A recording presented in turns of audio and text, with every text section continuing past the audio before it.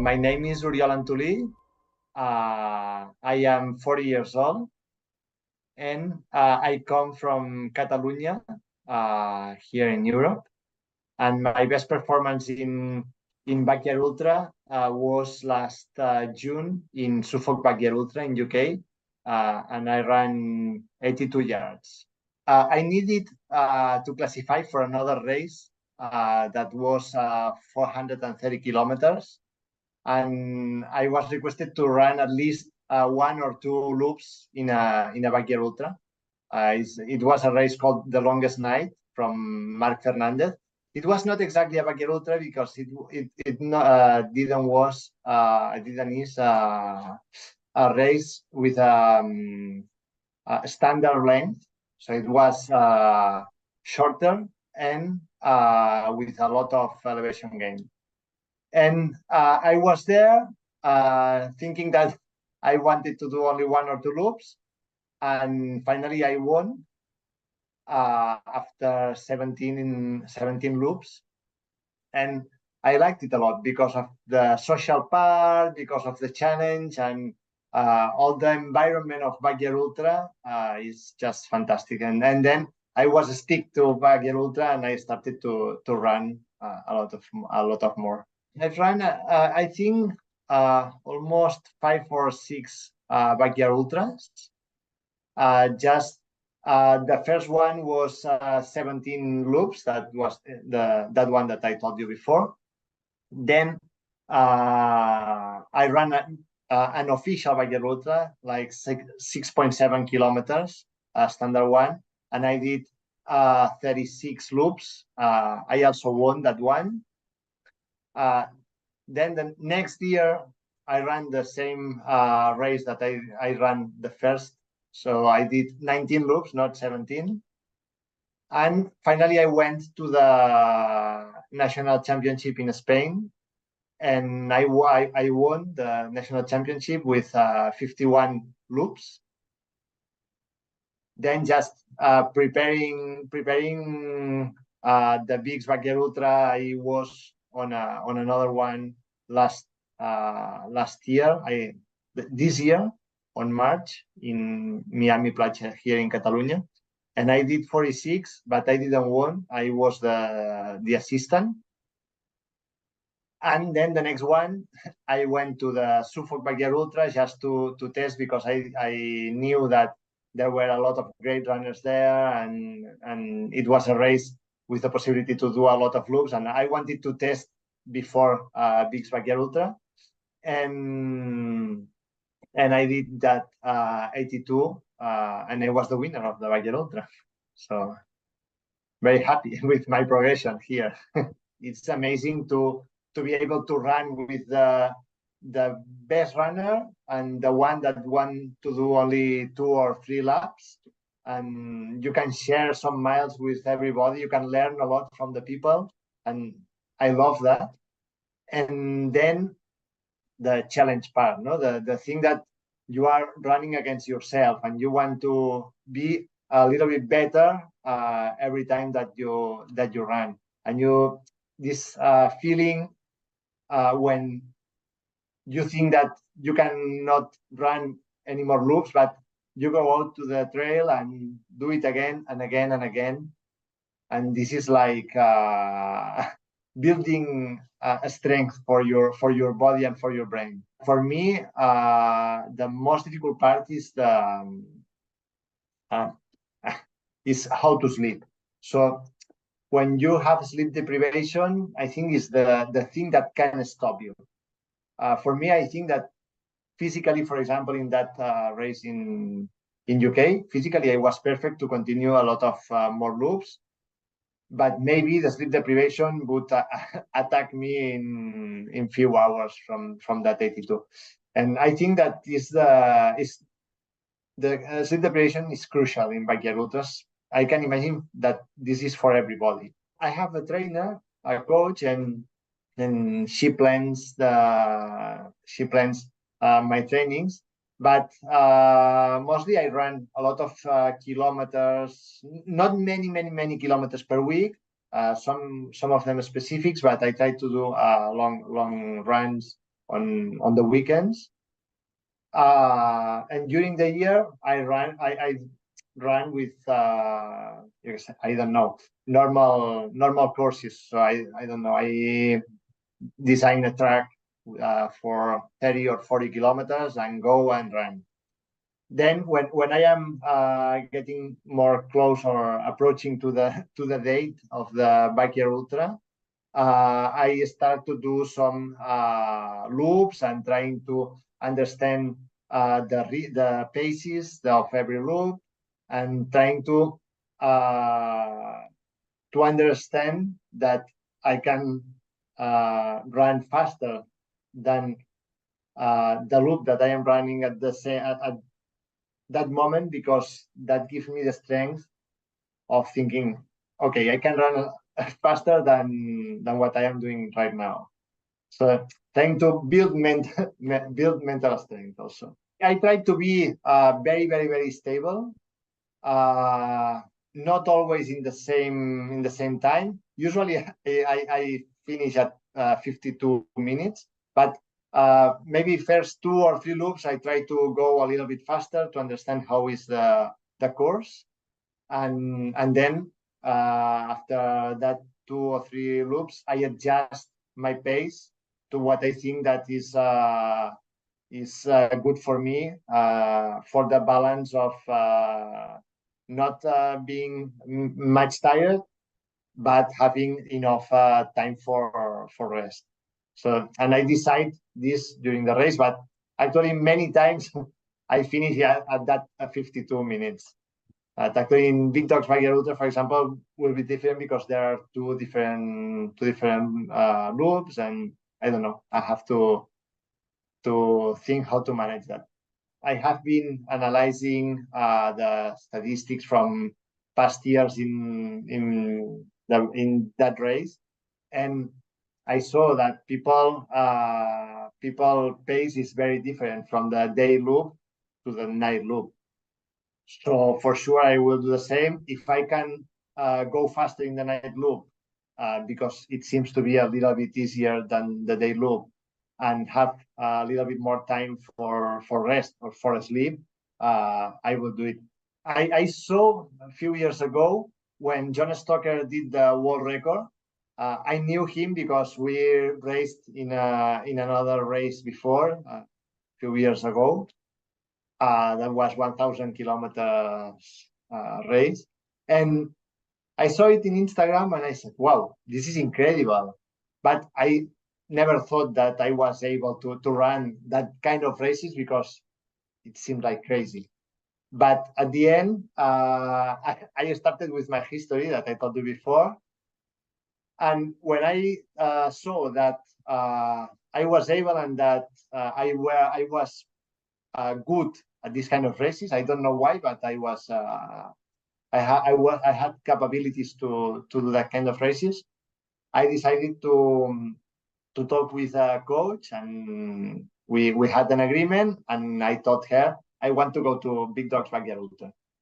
So at the very beginning, I decided that I wanted to go there, and finally I will be there. So I'm very happy for I will live the experience. I think that I've been running ultras a lot of years, so since I think 2006 or so, and I was always a runner that was not so fast, but I finished every race. And I don't know, I have been many hours in races, and I think that I built this mental strength that is very important for backyard ultras. And I am looking for challenges, not only in the running, but also in all the parts of my life. I'm always looking for challenges, and this is a challenge. It matches with my lifestyle. In a very long race where you have I don't know, 136 hours or 200 hours to complete 500, 600, 1,000 kilometers, you can stop 3 hours and sleep 3 hours, and this is enough for a lot of time of running. Here in Backyard Ultra you cannot do that, because if you try to sleep 3 hours, you will be disqualified. And actually, you cannot have bad moments in a very long ultra. You can stay 1 hour, 2 hours with 2 hours down and thinking that you cannot, but trying to recover in a backyard ultra. That means to be disqualified. So I think that this is the main difference.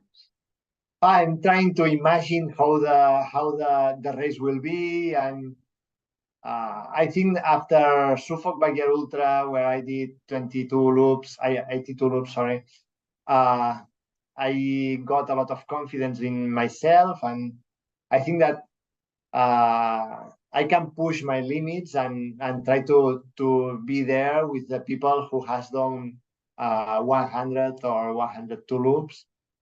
It's very, very, very difficult, I know, and only one error in the race can make that you drop. But I am trying to imagine a lot of hours in the race and try to be prepared. Just what I am telling you all the time, trying to build my strength, because physically I am trained, I am okay. So I think that I can run a lot of hours, but trying to imagine how the race will be. And I am very, very, very motivated to be there. There are a lot of great runners that are over 70 and actually over 80 hours or over 100, of course. I think that with the strength of the group, there is a possibility to get to 120, 130, or 140. I think that if people have a good strategy and have sleep banking, the possibilities are to go very, very, very far. I don't say that I will go that far, but the group for sure will go farther than we can imagine now.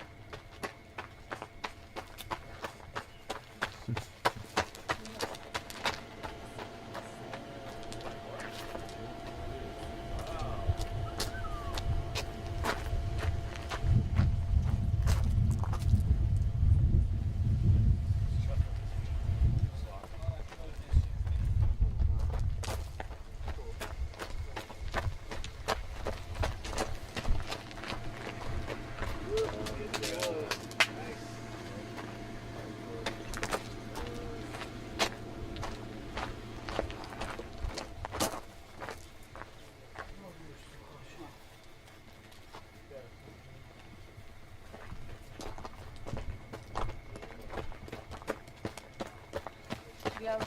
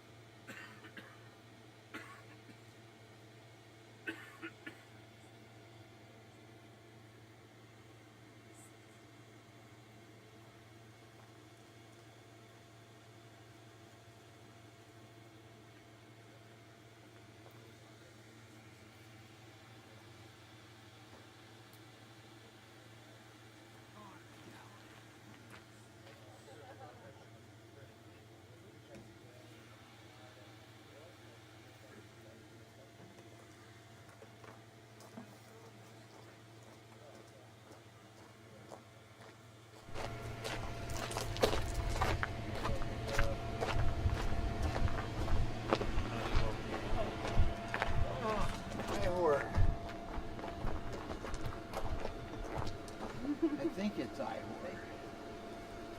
Ihor. Ihor. Ihor. There's too many hard names. Yeah.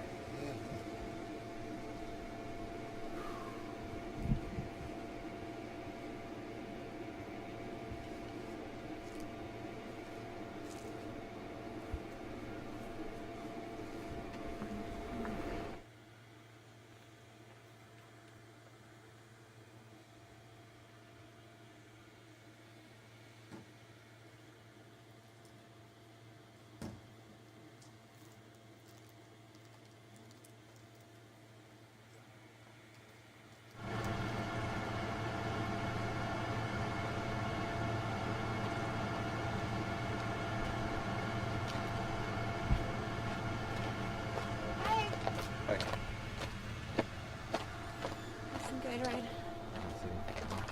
Yeah, come right down. Like.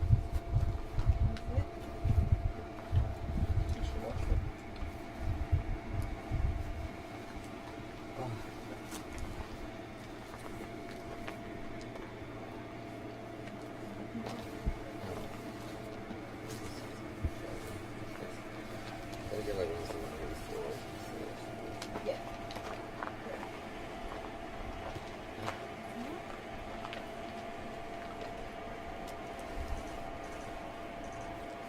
Okay, so you don't want to, you don't want to lie down? Are we doing it now?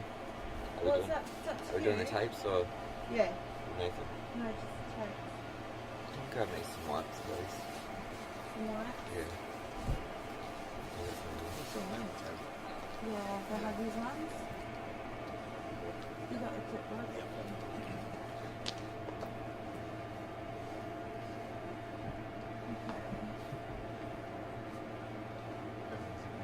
How much time have you got? Still 9 minutes. I think you should lay down and close your eyes. That's what's on the plan. I'm trying to get my head around what's happening. Yeah, which is why you need sleep. Need to get some sleep, get some clarity.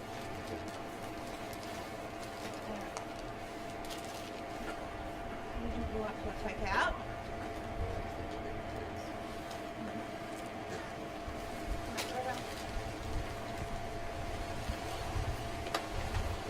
Noise cancelling.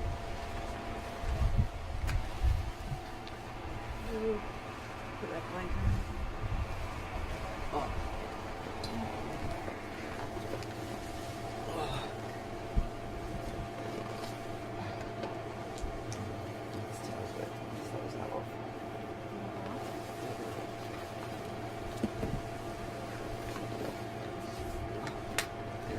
That can go straight on. And then where's my phone? Might need that second blanket as well. It's so cold. Nothing in my phone. Right, it'll be in the tent. Where's the second? Yeah, it's in the tent, the grey one.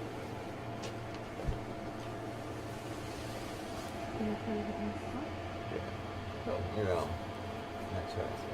How much time we got?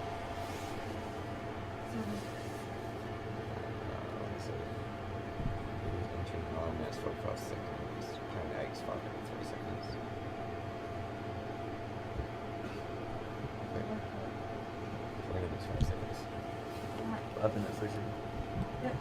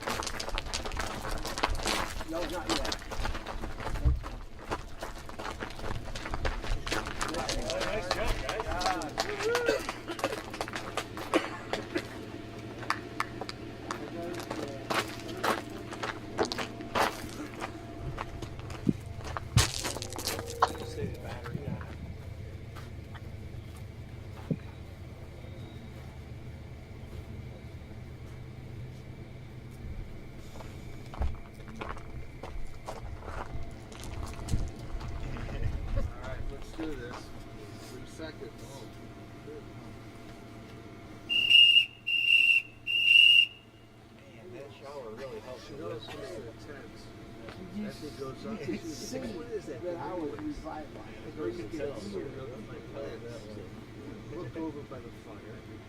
And Rain on this starts stage. coming as the A thing lot of the fuel has come back. Oh, I've been up for 4 days and 4 nights. It comes when it's called. Yep. She was We laughing can't so even hard, she complain got because sick. We're not running yet. we get to sleep like 20 and 30 minutes at a time. Which made us like harder.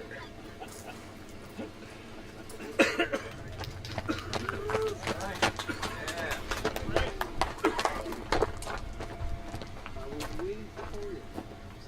You made a turn at 20 hours.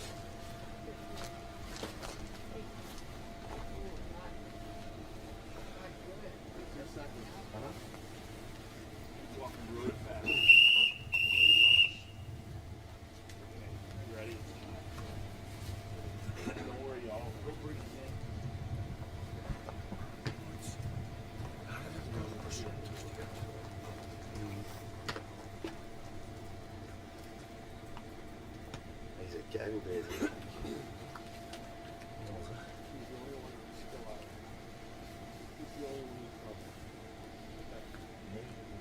Ja. Minuten lang.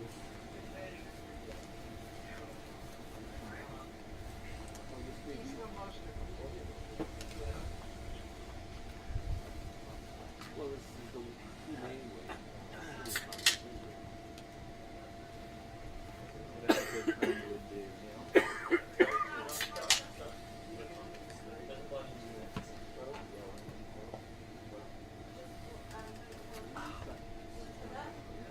Faisons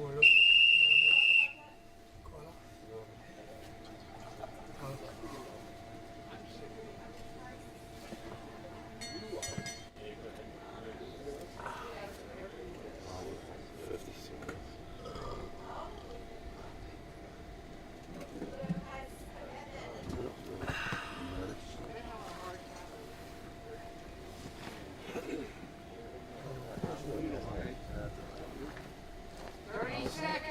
Hey. Rustig, rustig, rustig.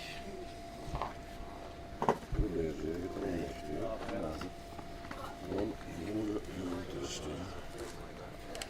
Ja, ja, maar dat is goed. 15 seconds.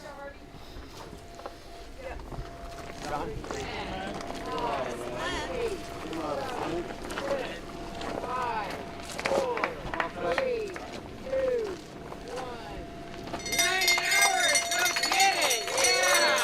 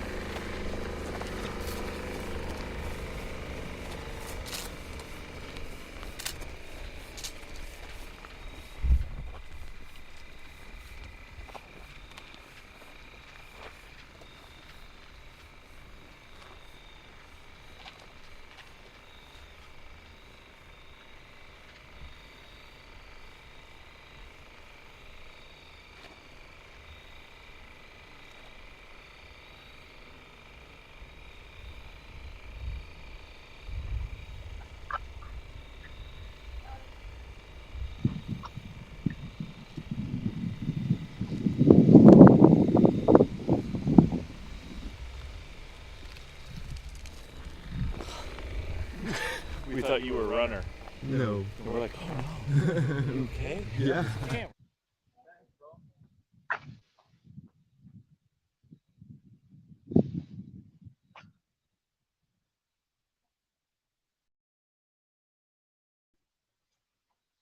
Puta!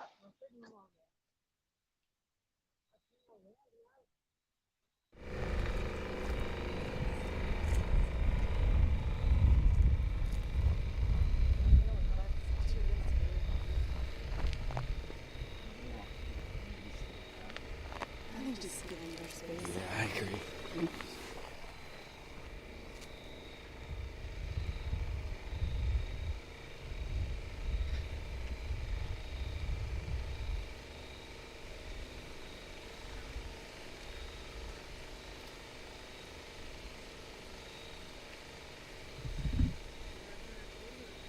Fab, il faut juste que je change de batterie. Je prends 10 mètres de retard et je remets ma meuf. D'accord?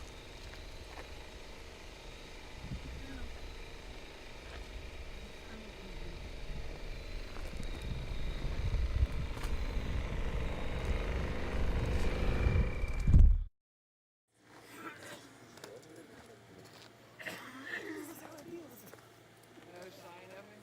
Or did he tell you to get the fuck away from him?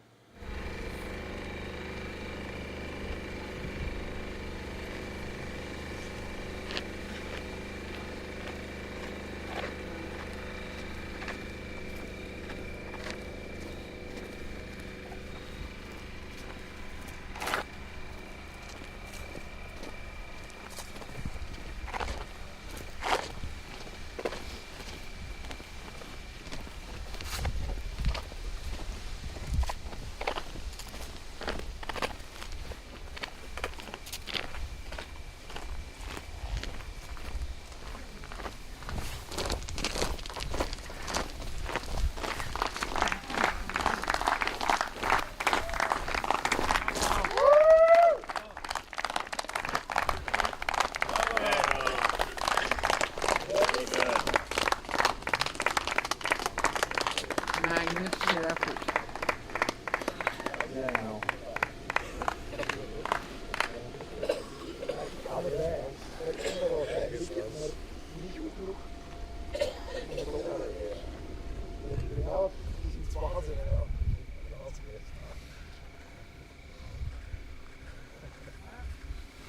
He's angry. Sad. Even to be able to feel like coherent motion right now. Però si muove. I was just pulling for him on this one to get that 90. Yeah. We figured he was Wanted. doing everything he had to try to get. I was 10 seconds to stay here.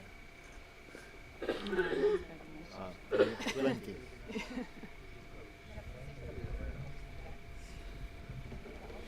That's all. But hey, It's a game. it's a game. It's a blood sport.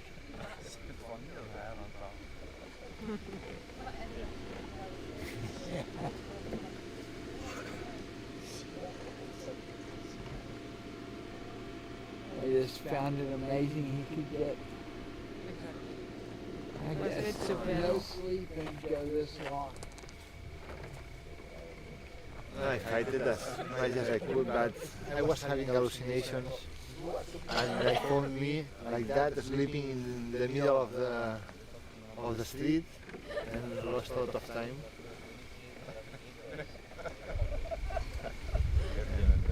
Enough. Yeah. Every loop was the same. Yeah, it's, I tried with caffeine, but no. caffeine is pretty useless. Yes. Yeah.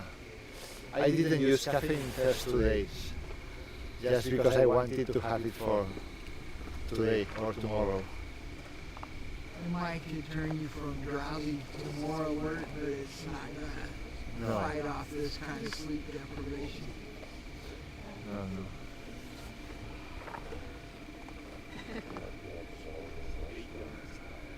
His personal record. Yeah, as I knew it was 81 or 82. Yeah, it was 82.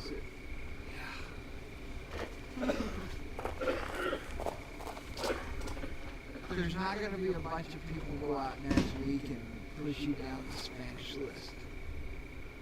No. I predict you'll be the #1 qualifier a year from now if you want to be. A year from now? Or 2 years from For now? the national team. No, they don't want that I come. Or, I don't think that They, people yeah, they can choose, no? are going to go over 89. Yeah. At large. Yeah. Yeah, you're safe.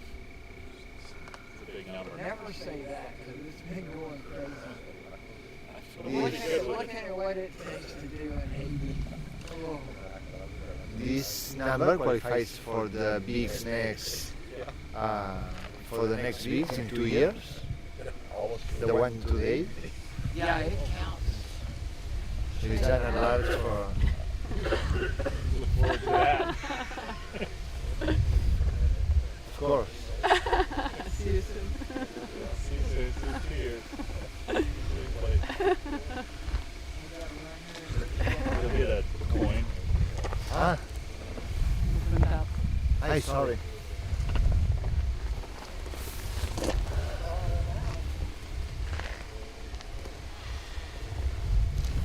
Ma si muove. Stiamo contenti.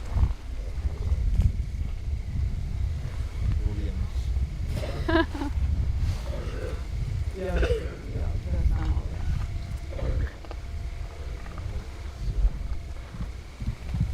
Almeno è seduto che scuola. Io la stanno. E torneremo.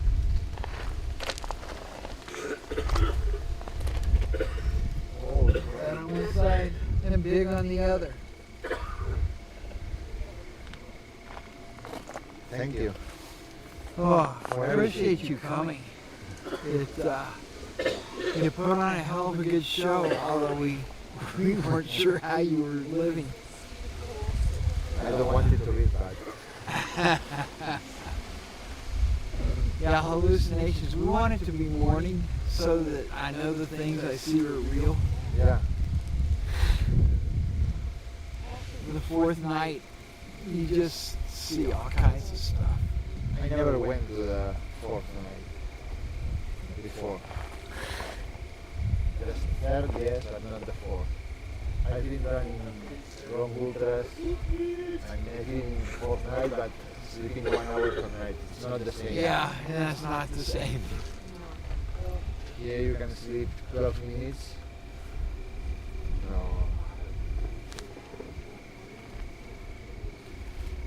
After a while, it buys you about 15 minutes and then it wears off. Yeah. Well, my recommendation is the same for everybody and has been for 2 days. If you got access to a shower, get a shower and then go to sleep, or just go to sleep. But get you some sleep and come back tomorrow. And Yeah, I'll do it. I'll do it. Sure. Want to see the spectacle that people will give to us. you'll sit over here and think, "Whew, did I look like that?" I was very surprised with Filbore. Going very fast, Yeah, so he can sleep. So he can sleep. but he And I still think can only sleep 10 or For 15 me, it's minutes. the difference in the Suffolk. Yeah, The John Stoker and Henry Bury had to stop for sleep deprivation, not physical, not motivation, but it was a sleep deprivation. And today, me. So I think that limitation is a sleep deprivation. Because when you are at loop 80 or 90, you can do 10 more. Why not? But the sleep deprivation, it's like a pain that you cannot avoid. yeah. I was seeing like big child destructors in the street. I had to cross it like a specter. So touching, okay, it's not real. I can cross it.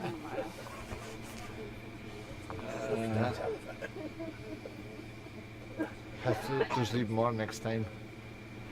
Yeah, the night loops, the key is to run the night loops fast and get at least Yeah. some sleep. Yeah.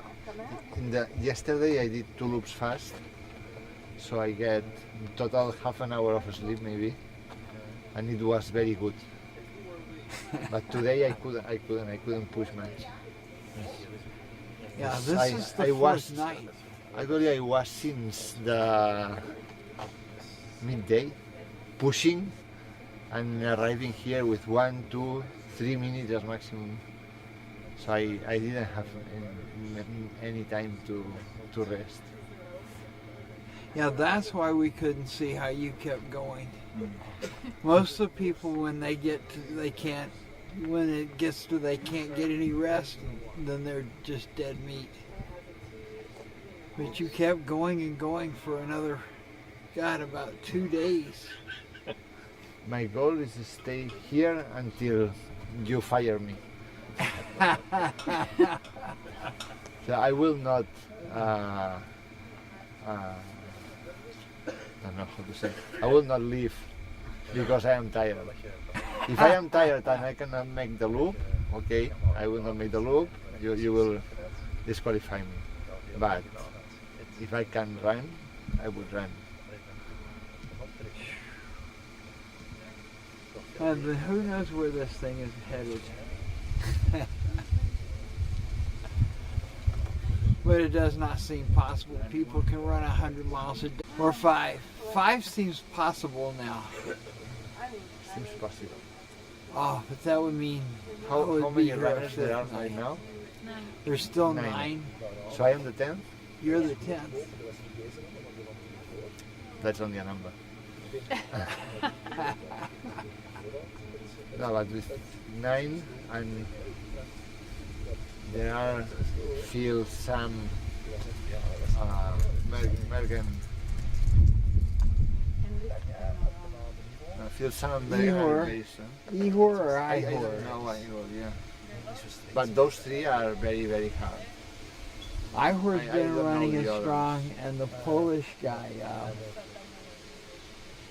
Bronchik, something like that. That's 5 of them that are very strong.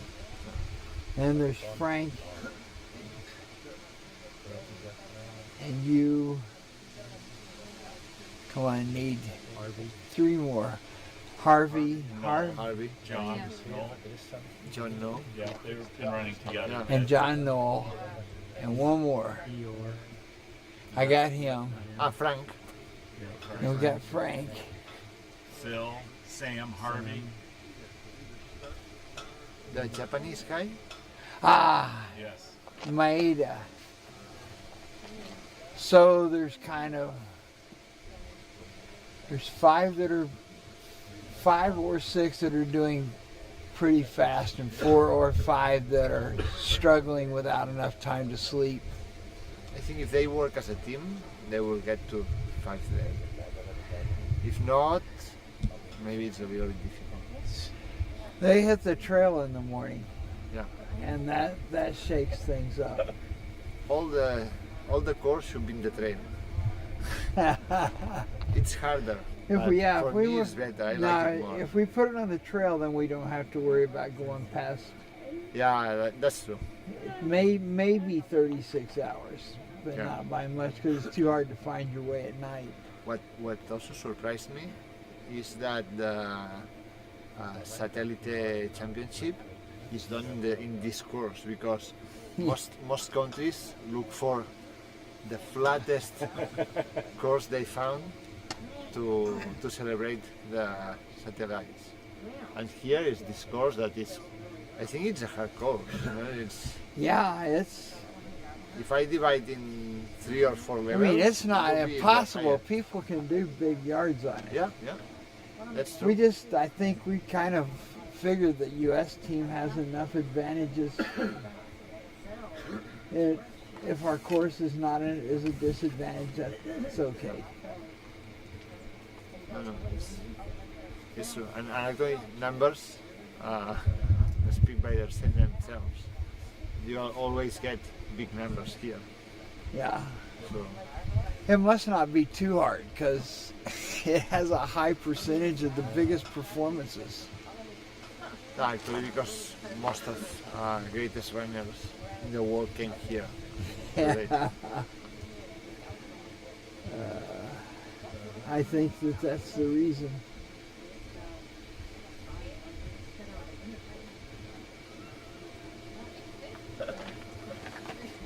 Oh, you need to put him to bed and we'll talk tomorrow. Yeah, Yes. I think so. I need to go to the bed. Because It now, was a now I'm pleasure. seeing childs jumping in here.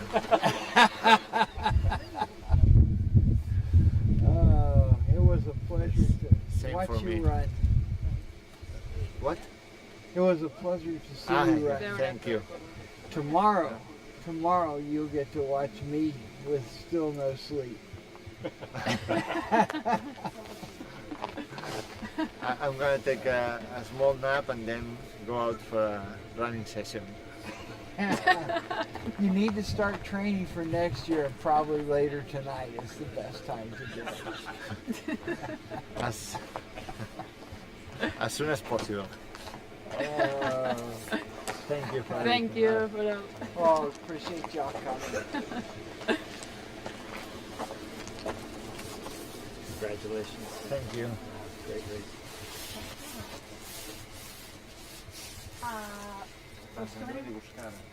Sì, apri oggi, ja ho visto. Venim a recollir tot això.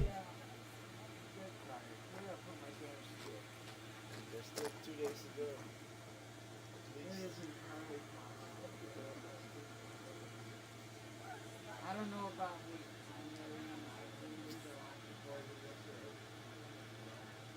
Or change to a strategy of sleeping before you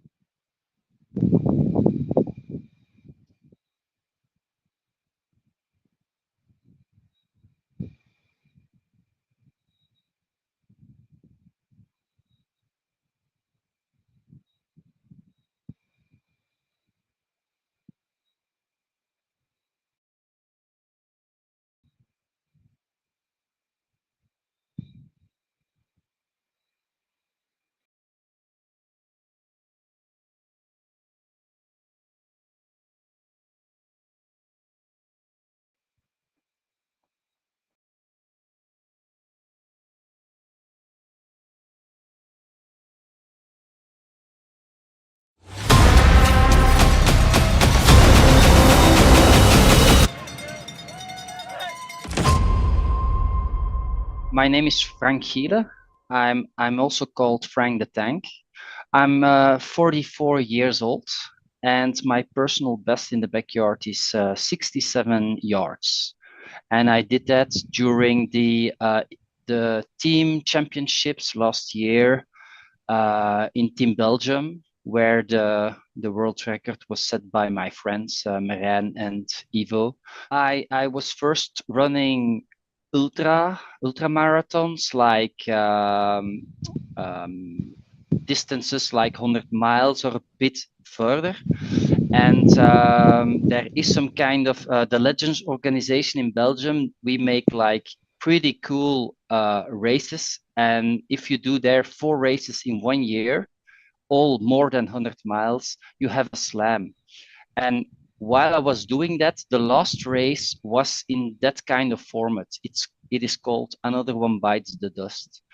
And one of my friends, Marijn, was running there, and yeah, he won there. And then we start training together, and I knew this kind of thing, yeah, this kind of race is a bit my thing, because I don't see myself as one of the fastest runners, but I am like a tank. And so I am very robust. I'm anti-fragile. I can keep on running, and I only get started after 50 miles or so. So yeah, I think it's my cup of tea. And even when it's like 3 years earlier, when I did my second race of Another One by the Dust, that was like yeah, loops, but the distance is a bit different. I said I only want to win against one person, and that's you, Marijn. I didn't know back then that he was gonna beat the world record 3 times, but yeah. I never came close. There is no end, so you can decide your own end, or you can let fate decide what is it. So you have to balance everything that you got, like the physical, the mental, the heat, the cold, eating a lot or not eating at all. There's always something that you can do too much or too less of. And finding that balance is really nice. Also, what I really like is that you see every runner, every lap again, and also your crew. So I really like the community about it. And I am not like a runner that does every lap in the same time. So sometimes I run a bit faster, sometimes a bit slower. So I see most of the runners, and I like to meet them, and also yeah, I like to party. So the beginning of a backyard is for me really a come together and a community, and then the second part, yeah, then it gets a bit harder. When your energy level starts to drop, and also most of the other runners starts to drop, and you end up with 2 or 3 or 4 runners in the loop, and the speeds are not matching again. And when you need to run a long time alone, that's my thing. That was the reason last time I stopped, not because my body couldn't handle it anymore. Okay, I was not running so fast anymore, but it was like, okay, why should I run further? I seek fun, and this is not fun anymore. But of course, this time it's different because I know this is the race of my life, and it won't be the reason this time to stop. 2 years ago, I already had in my head like, okay, this format is cool. And I made it one of my, last year, I made it one of my goals to be in the Belgium team. So then I did a backyard in Kasterlee. It's called the Legends Backyard, the course where the world record was run. And it was like a very fun event. And I made sure to everybody like I was there to win, to make fun, and I had a cool crew, and I won that time. So 42 laps, and I made it then to the Belgium team. And already there, I hoped that the competition was good enough that I would make some shot for the at-large list. But of course, if I win, that's also good. So I was sure for my ticket on the individual or world championships. And then, of course, starting with in October there, I hoped that I would meet the standards, and with 67 laps, I made pretty sure that back then it was like place 20 in the world. So yeah, I was pretty proud of that. But yeah, maybe I should have tried to get 70 or a bit more. But yeah, I survived the third night, which was, I couldn't believe that I would do that. And then I thought, okay, in the morning you get more energy, and suddenly, yeah, the energy didn't come yet, and I just stopped. My chair was too good. One of the things is I like to search for my limits, and in the backyard there's only one person that doesn't find his limits that time, so that's only the winner. So you have a big chance of finding your limit.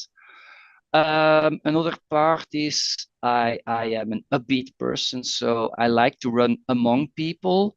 So in the backyard, you don't run on your own a lot. It's always surrounded by fellow runners, and you see your crew a lot. So that's also fun. And also that it's sometimes a mind game, and I find that one of my strongest points, that's to work with your mind and to overcome your own body. And yeah, so the mental part of it is also really, really nice.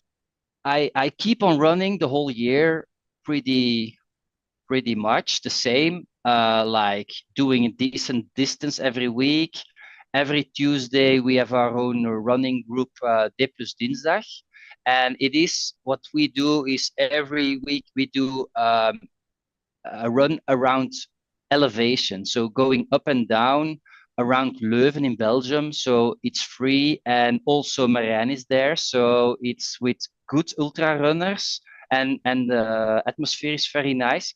So doing that together, it makes it more easy to do hard stuff. And so we make doing hard stuff in a fun way, make it easier. And that's also the way I train the rest of the week. So a lot of kilometers, but I also put in the fun part. That's the normal kind of backyard. Now for bigs, I thought, okay, this is the race of my life. I want to put it up a notch. And then I did already a good backyard, but it was pretty flat elevation. So I checked, and during the day we need 170 meters up and down. So I created a course in my backyard for saying, yeah, it's not my own backyard, but in the woods around us, I made 3 laps with the same kind of elevation. There I run every week a few times a lap so that I would feel it in my legs. How does it feel? I also run a marathon on it. And then what I also do is 100 push-ups a day, 100K weeks. My rest weeks were 100K this time, and before it was 100K was my best weeks. So now I even went to 100 miles one week. So more kilometers. I stopped drinking alcohol in summer. And I do kine, so extra leg strength. So yeah, my legs are burning all the time now. So I feel ready. I'm so excited to meet all the people there because we with the Belgium we are a strong crew. We are maybe the underdogs because everybody thinks, okay, in Belgium it's such an easy course, but yeah, you will see. We will surprise everybody. I will make it the race of my life. So I decided I will not quit mentally. So it will be something, or I will time out on a lap because yeah, just the elevation is too much, or it should be some kind of injury. But of course, it can be the sleep, and it also can be that the mental health is not good enough at the end. But that's something I should, yeah, keep pushing my brains and my legs so that it won't hurt. I also make sure that I visualize, keep going. I have extra papers for reminding me that I have like a target for every lap. Also, I don't have like a goal to run. At least, of course, my personal best. But yeah, everybody's gonna try that. But I also put something like, okay, double time of my personal best or something. Yeah, similar things. My real goal is to have fun and enjoy the moment. But I won't quit. I think that we will see in our lifetime beyond 120, maybe beyond 150. But this time, yeah, I hope that we beat the world record. I think there's people enough that are capable to do it in a course, but is it this one? I don't know. But for the weather forecast, it looked like, okay, that's going fine. And I think it's almost the best field that there was ever has been. So yeah, let's surprise the world together.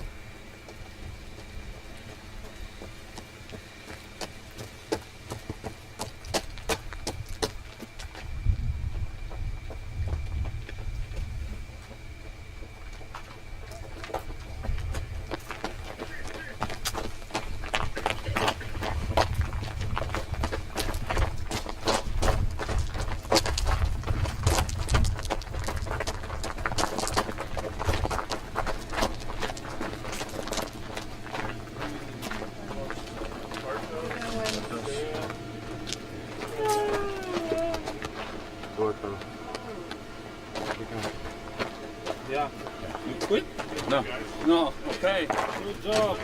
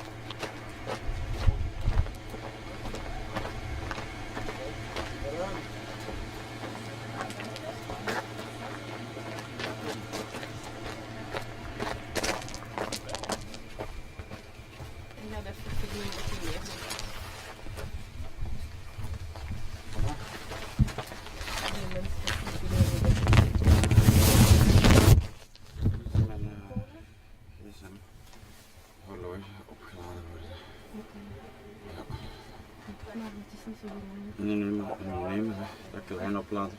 Okay. Så tilbake til Melissa.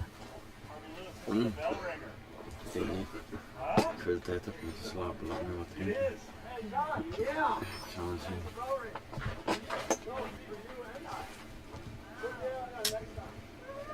For jeg har gammel til å slappe med. Did you want to Ja.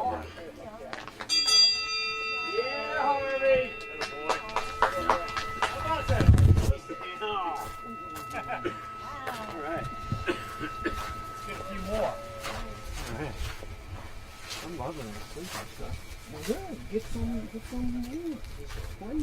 Please do.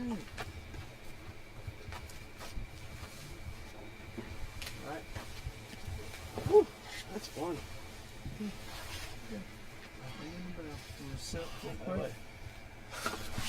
Sorry. No. Oh my God, that's so good. Good. I like to hear. Good. Fucking good, man. You keep doing you. Let's go. Let's close those eyes. Damn, that's so good. Yeah, that's just good soup. Good. Oh, man. Good. I love the small sleep in like two seconds. It's hilarious.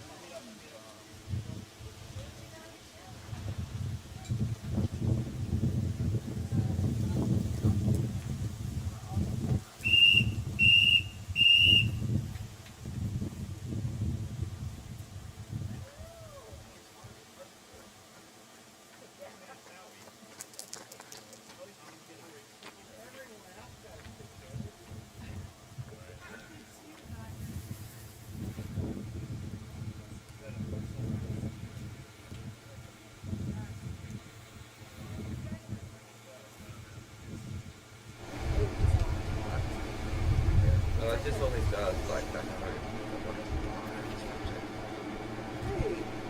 No, like. Oh, it's epic. No, like, I feel like I like better than you. Yeah.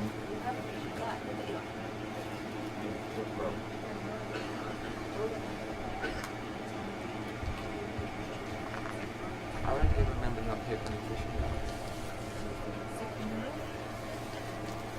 Wasn't it after the leg thing? Yeah, yeah. So it was like one thing after another, and now look at you. You're back, always still in behind again. Alright? I still don't know what this bloody. You just ran out on the road and I'm back. Yeah. Still on it. That's all you do. That's all you gotta do. Doesn't make sense. But. Because this is the shit that you like to do. But. It's like the bloody transponder thing on our ankle. So basically just carrying You're that. under house arrest. They're carrying that to there and carrying it back. Yeah. Yeah, it's like a farmer carried with just a little transponder. I don't know, you're the one that likes this. I don't know. I was trying to work it out when I was like coming back. Yeah. Obviously you say, right? I'm going to try and work it out and just know what you think. Alright, so I'm going to have a full sleep. These boys will look after you. And we'll see each other soon. Alright? You just wanna? Yeah, I'm going to do that as well. I'm meant to take 3 to eat on the way back. I already ate it this year. Yeah, well that's good. You're ahead then. You got your Wolfpack oats up next. Got a sweet data rate before you head out. Yeah, you can know. Yeah, check that out. Good work. Yeah, just keep it and put them in the box. Yeah. Have a go on, Phil. So we're on 91 then? Yep. Yep. Oh, How do you feel it? Yeah, this will be 92. This is 92. Harvey's done his TV. That's rubbish. Harvey woke you with his PT. What do you mean? And it was like exact. Cheerleaders back. It was exact, Jen. I got woken up and then belt and I'm like, fuck, I missed it. Oh no! What's your language? Your mummy's watching. H-E-L-L,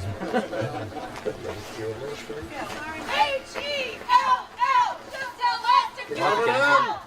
H-E-L-L, just tell us to go to hell.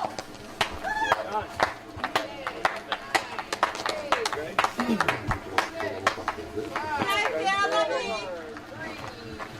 Let's go, guys.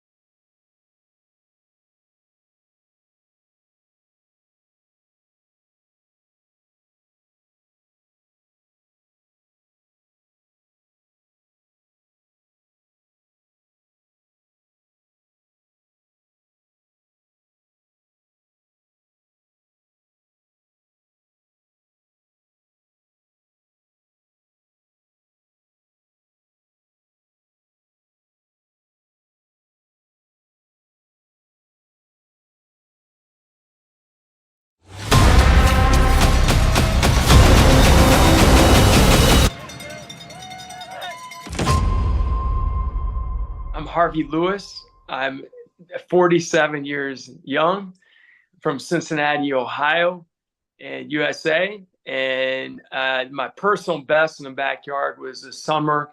I ran for 90 hours or 90 yards.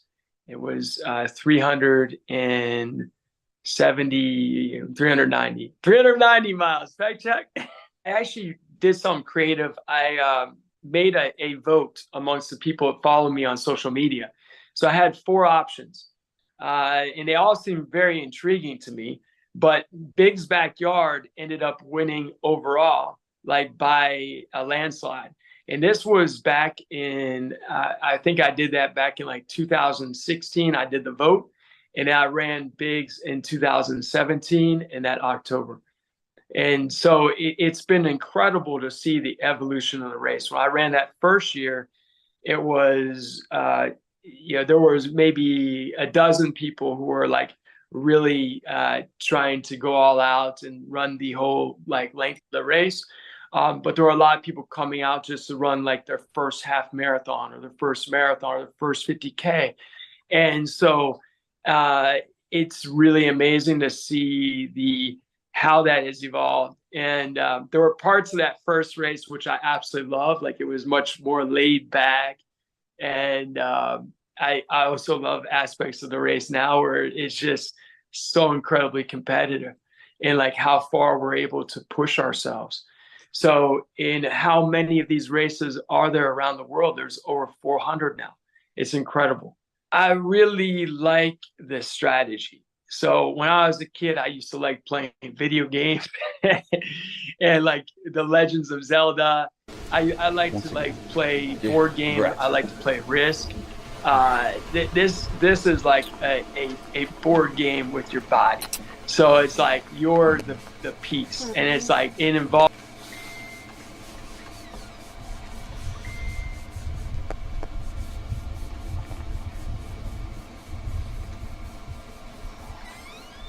Definitely.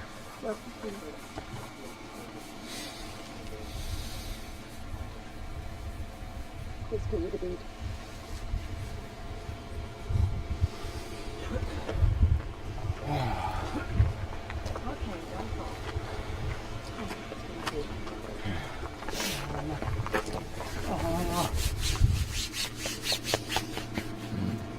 We feel awesome, you know.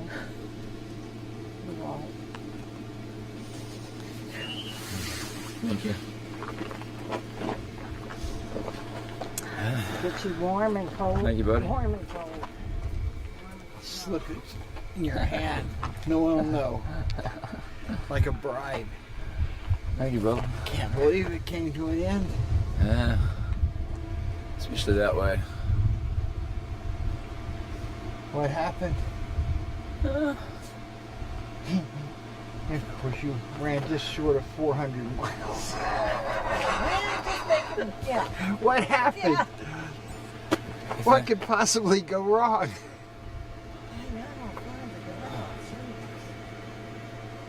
I think I've maybe just had enough backyards for a while. Yeah. The last 2.5 years has basically been backyard, backyard, backyard. And kind of tired. Time to do some other projects, I think. I can understand that.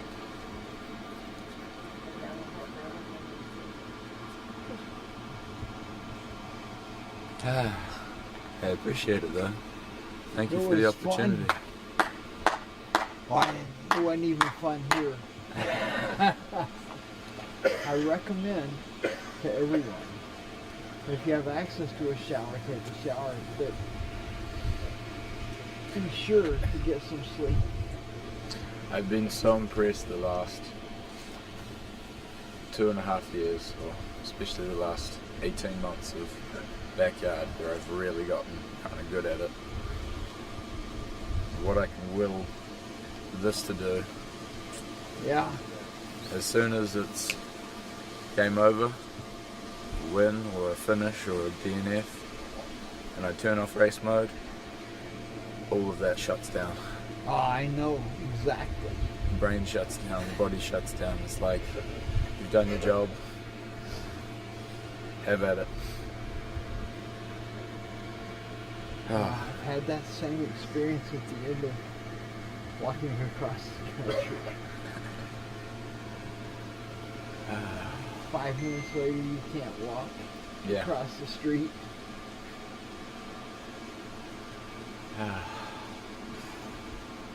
What a couple of days.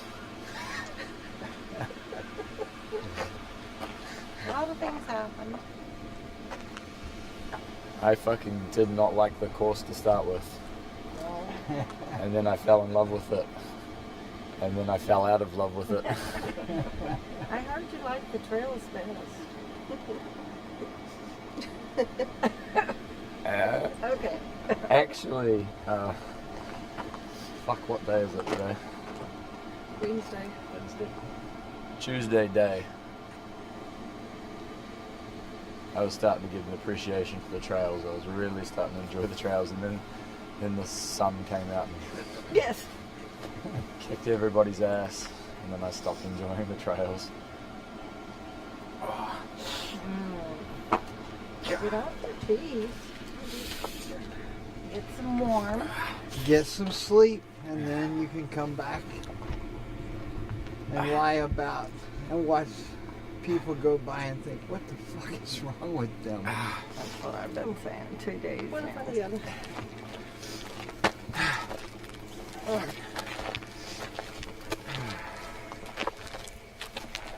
Cheers, everybody.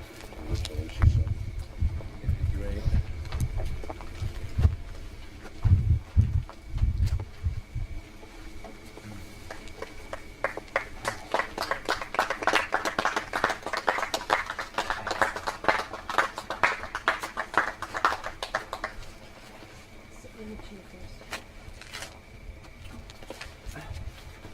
Because you put that shit in there.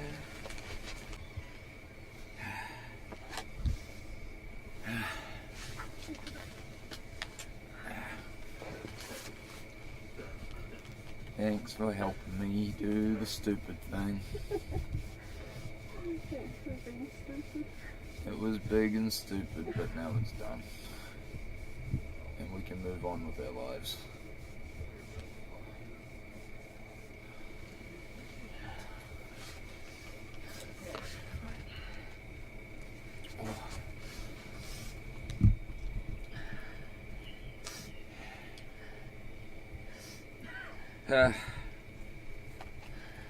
What a fucking day.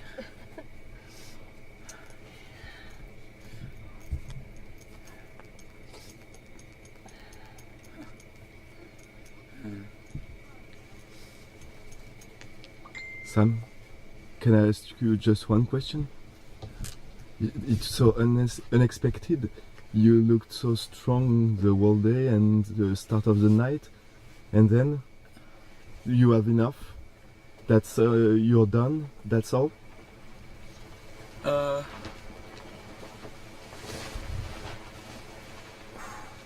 know it's more complicated than that, but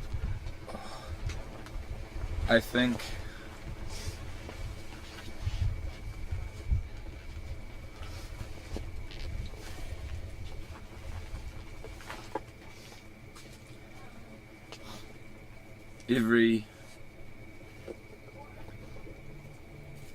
every ultramarathon I run with passion and love and art, and I felt like that race was starting to lose the art. It was just repetition, out on the road.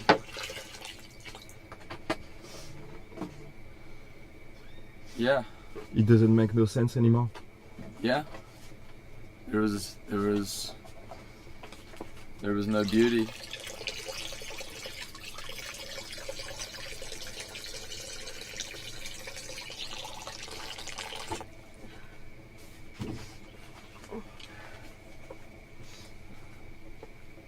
What's life without beauty and art? What a crazy journey you had in the backyard history. Yeah.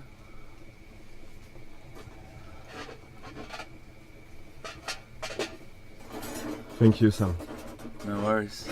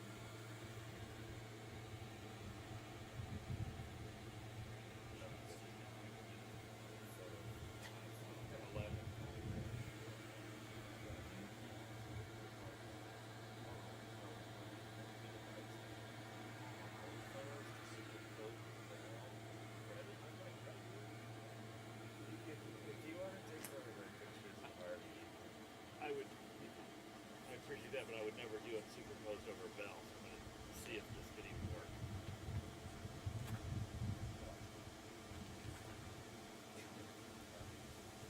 Okay, you're more than welcome.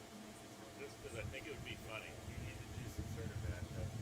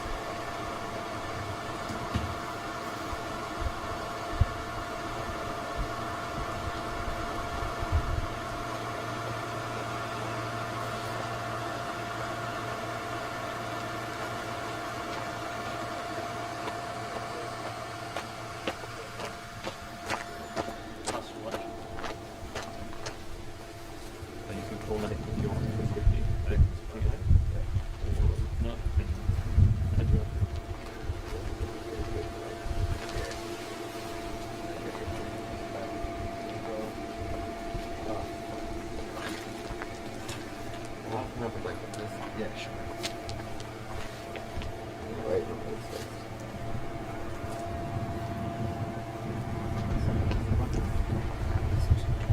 I'll just say my rates less. Okay. Sure.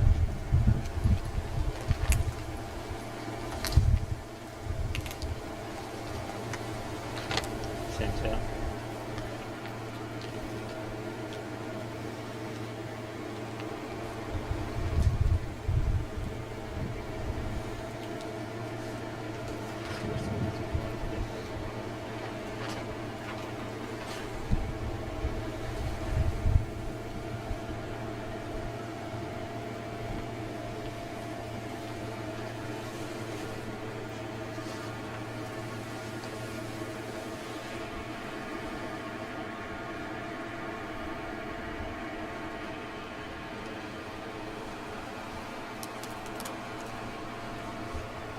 Hello? Yeah, what's that?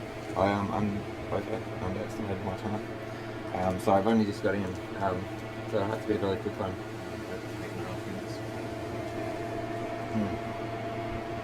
I just grabbed my headphones. Hang on, I'm gonna grab my headphones.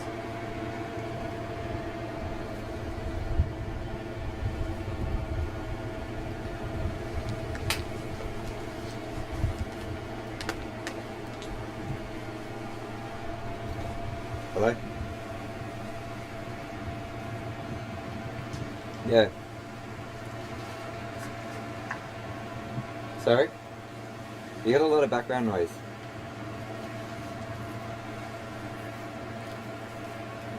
Okay. Okay, now. So, like the leg, it gets good, but then I have to go and run out to this checkpoint thing and turn around and come back, and then I probably shouldn't, yeah. It just makes it bad again. Sorry? No, the whole run, the run itself. That's what I'm saying, it's like, you get the leg better, but then I just go and run bloody 6.7 Ks. Which doesn't help.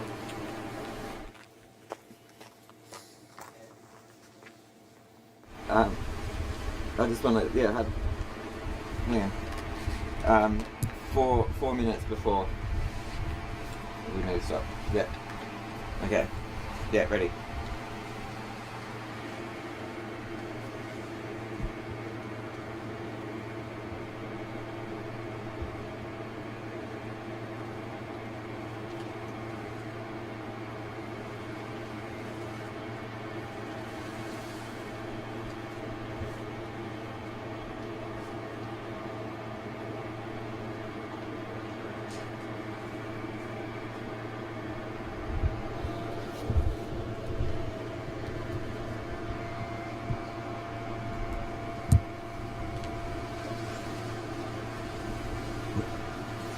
What does Phil just do right now? What does Phil just do right now with his headphones? I'm not sure exactly. Okay.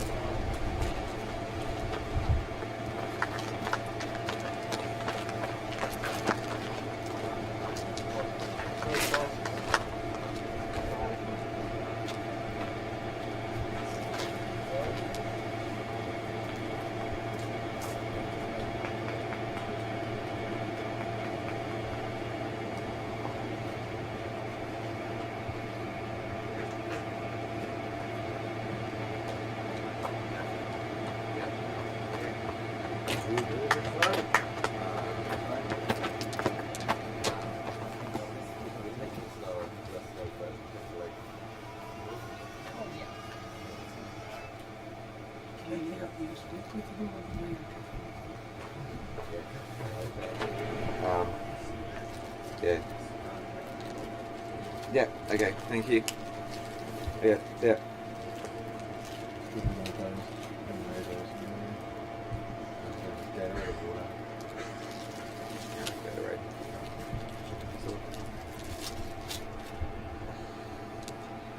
What's on the plan for this next run, next lap?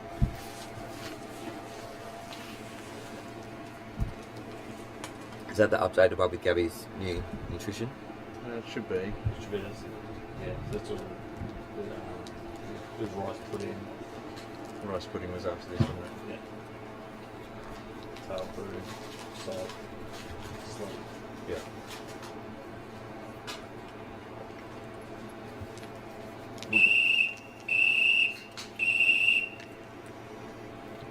We're gonna make dinner as well. We'll just wait there. How long is the rice pudding going to be ready to go straight away? Yeah, it's cold. Is it? Yeah. Oh, I saw it, so it feels like one. It's up to you. We're happy to leave us like for another lap, or get her at the end of this hour, maybe. Get her at 40 past. Yeah. What do I need to take from this lap? Just the bottle. Just go back. That's it. Bottle. Would you like? Is this water or? Trial brew. I thought we were stuck in the trial brew. Nope. Make up trial brew. Water next one. With salt.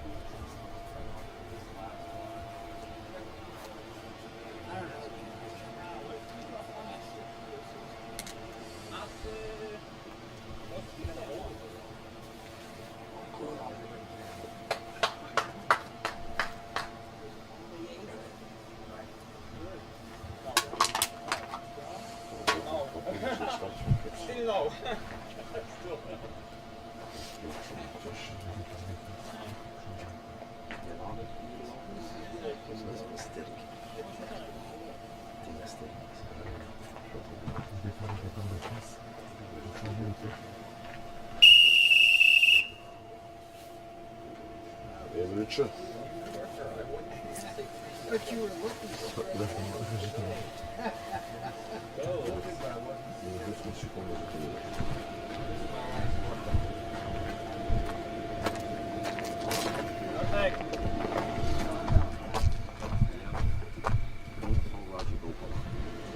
Good man. 30 seconds. Time.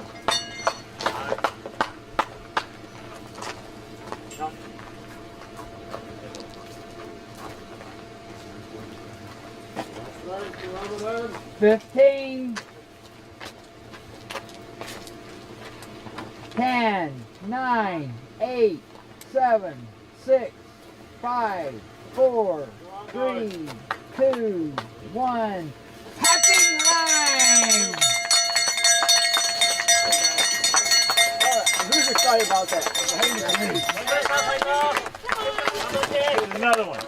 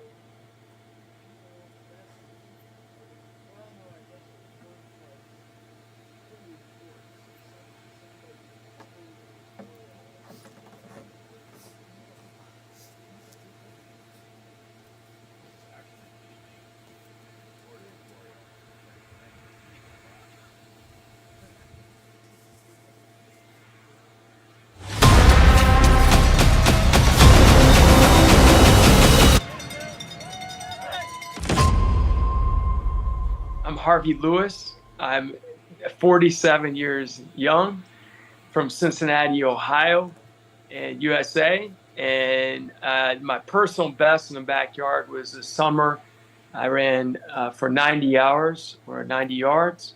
It was 390 miles. Fact check. I actually did something creative. I made a vote amongst the people that follow me on social media. So I had 4 options, and they all seemed very intriguing to me. But Big's Backyard ended up winning overall, like by a landslide. And this was back in, I think I did that back in like 2016. I did the vote, and I ran Big's in 2017 in that October. And so it's been incredible to see the evolution of the race. When I ran that first year, it was, there was maybe a dozen people who were like really trying to go all out and run the whole like length of the race. But there were a lot of people coming out just to run like their first half marathon or their first marathon or their first 50K. And so it's really amazing to see how that has evolved. And there were parts of that first race which I absolutely loved. Like it was much more laid back. And I also love aspects of the race now where I used to like playing video games and like the Legends of Zelda. I like to like play board game. I like to play Risk. This is like a board game with your body. So it's like you're the piece, and it's like it involves physicality, but it has incredible amount to do with your level of like your level of strategy, and also your level of like willingness to just go to the ends of the world. So that combination is particularly magical, and I really love the camaraderie amongst the other runners. I love the pushing of our bodies to like places many of us haven't experienced before. I love all the amounts of food I can eat across. I kind of get into different modes of the mind, so I can like be in a meditative point of mind with the stars out or seeing the moon waning. Or I could get into like a sort of like a heavy metal concert where we're just like going all out, like, and it's beyond 300 miles, and you're like thinking, wow, this is incredible, this is possible. So it has a lot of different like things that pull me to this race. And no, there's not anything really too particularly challenging because whatever is a challenge, you must turn it upside down, and it must become an advantage, or it must become something that you, if you don't like the cold rain, then you have to put yourself in the cold rain, and you have to love the cold rain. So whatever it is that you think you might not like, you have to turn your mind around so that you actually love it, and then you go after it. Honestly, I'm just grateful to be here. Like a lot of runners, maybe don't get the chance to come back at something multiple times. And like, so I'm grateful to be here. I'm grateful to have the opportunity to participate. I put my mind in the right position, like just do my very 100% best effort. And, so just gratitude and just aiming for the stars. So that's really where I could say it's impressive to see how we've grown. So I mean, I can remember like doing that first year in 2017, and we had myself and the French runner. We ended up making it like an extra day almost beyond everyone else. And I remember like 2.5 days into it, just thinking, oh my God, is this going to go to 300 miles? I got to get back to work eventually, this and that. So now my mind, I've learned a lot and my mind has changed. And, I understand like that there's much more like area that, that we can cover. So I don't really have any like, want to put any caps on what's possible for everybody. And it just is it's a really special sport because you can see how far we can push each other. And I mean, in this year alone, there's been more people have run 100 miles in under 24 hours in backyard format races than any other 100 long time. And I can take a lot of beating. So what if we did this race where you just ran 4.167 miles every hour, and it ended up being 100 miles over 24 hours? You just keep on going.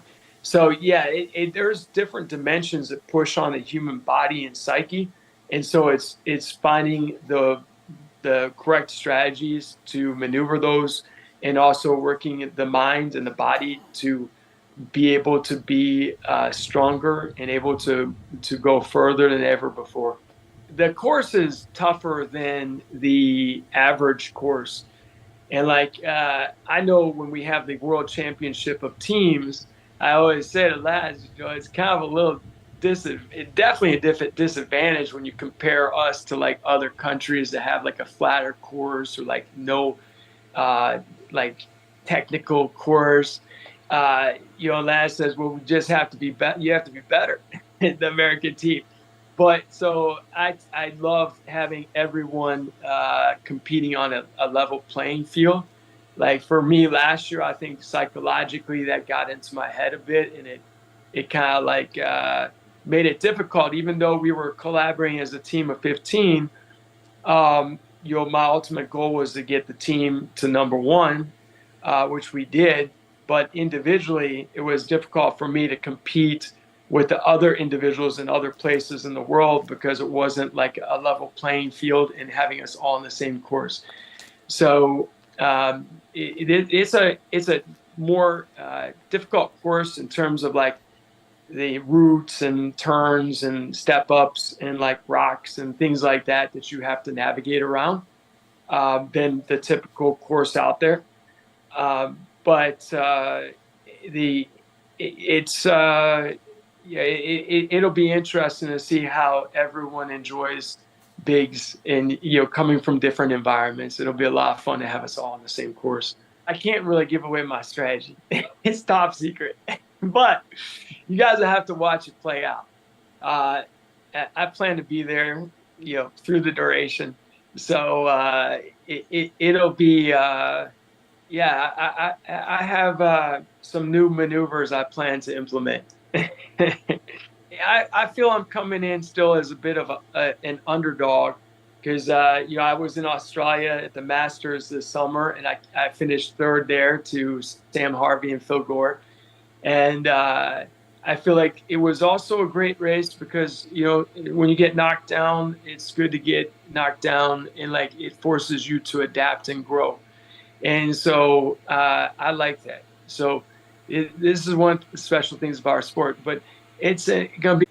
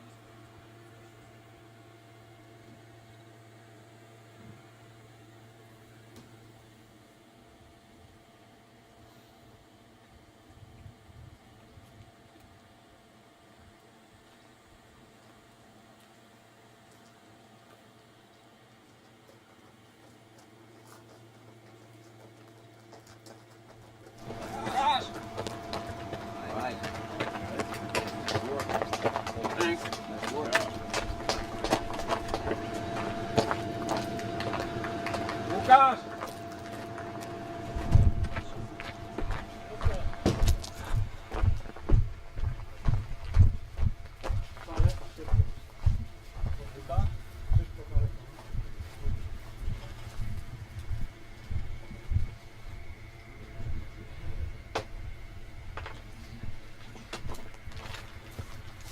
Dobra, chusteczkę nawierzamy, ten papier, no.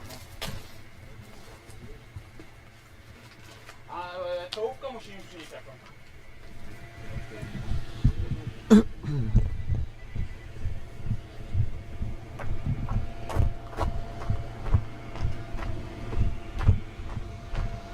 Je vais voir un peu York.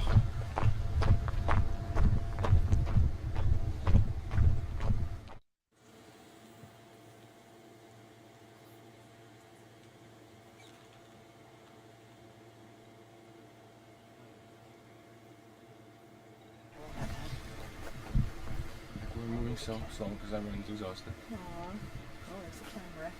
Hi, camera. Hi, how are you? Looking so awesome. So proud of you.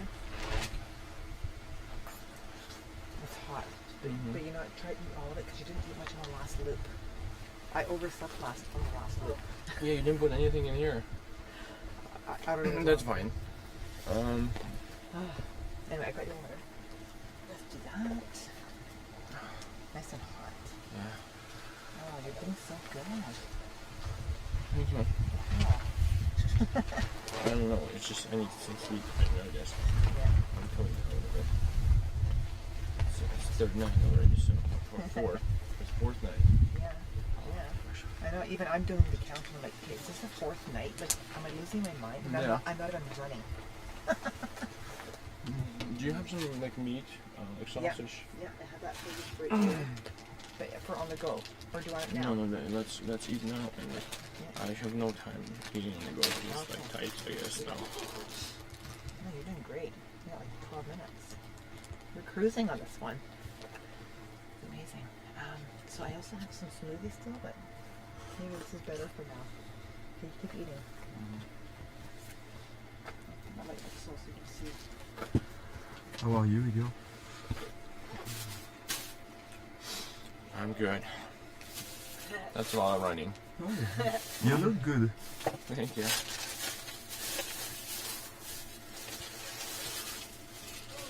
Do you like chicken and grapes for an hour? What do you I'm like? not gonna take anything on the road. No? No, it's, Or like, Oreo? it's so tight we're just racing basically. Okay. There's that Oreo cookies.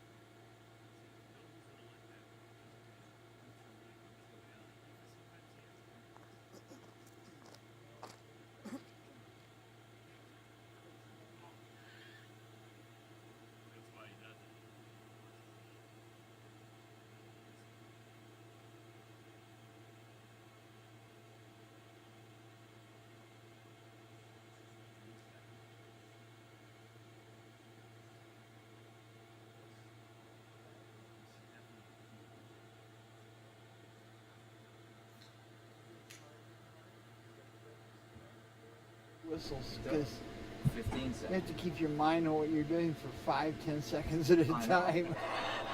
10 seconds. 30, 15, 10 is probably good.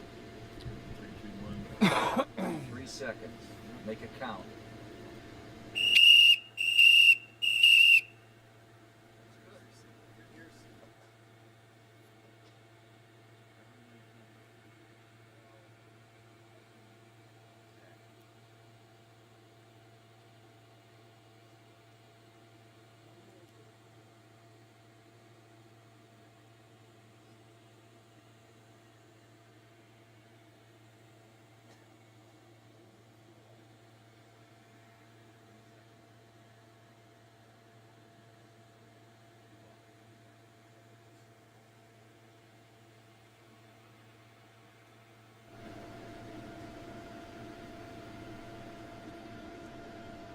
Seconds.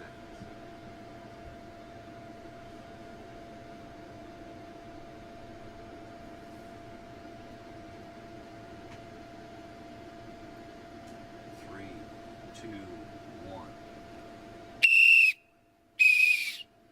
Ah, stupid pee. They're laughing at you. You know that? That pee hadn't got stuck Exactly.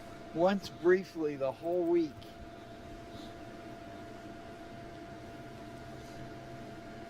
387 miles, no pee issues. And then we landed a pee issue.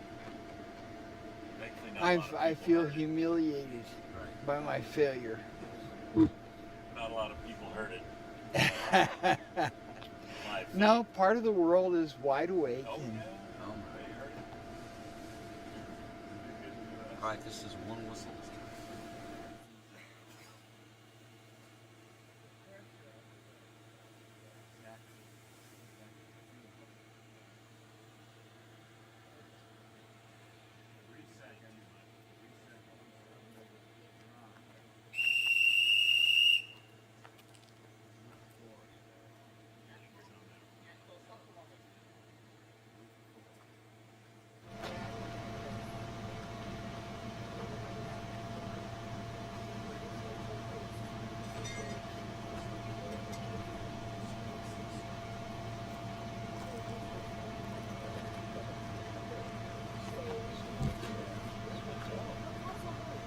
You will feel. That's it.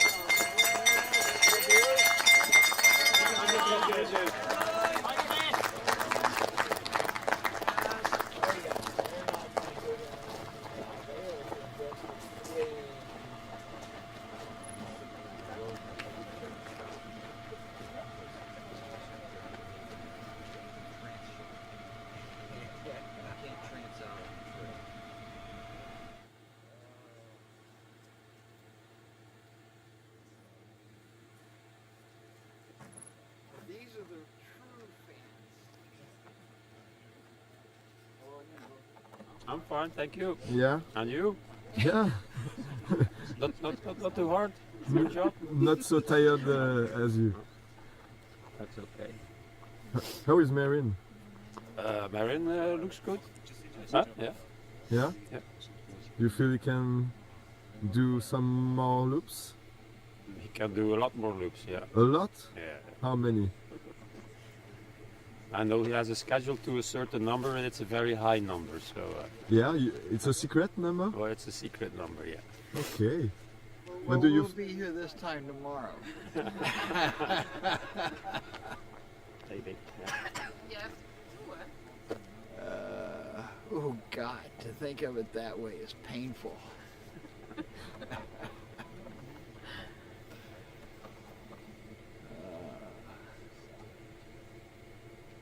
Was the American record here 91 or 90? Previous one. It was only 85 or 86. Oh, 86. Okay. It's been gone a long time. Okay. I missed that one somewhere. Okay, now we're starting on the 94th hour. Yeah. It's easier to think about 100 because it's close. Yeah, it's coming close. And trying to figure out among the guys, Marin looks strong. Mori looks pretty good. Ihor or Ihor. I swear 4 days ago I knew which one it was, but now I've forgotten. It's Ihor, I think. Ihor. Yeah. Ihor looks strong. It seems like Harvey's been coming in too close to the cutoff You know, to get any sleep. no, I think Harvey is a person that can come for a long time living at the edge. It's and now it's just a contest between their minds. Yeah. Whose will is the strongest? Because they've gone beyond what your body can do a long time ago.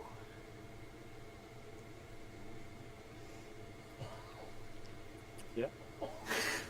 I mean, that's for sure. Days and days ago, we went past what your body can just do. Yeah.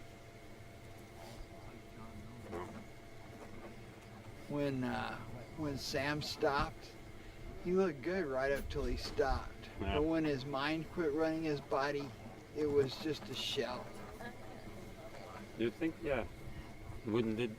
I think it was maybe that he thought he lost the appetite for winning.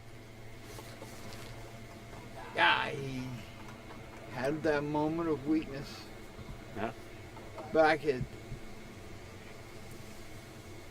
it's even though it's a completely different thing. When I did my walk across the country in the last 500 miles, I didn't know how my legs kept going because it didn't seem possible anymore, but they did. Yeah.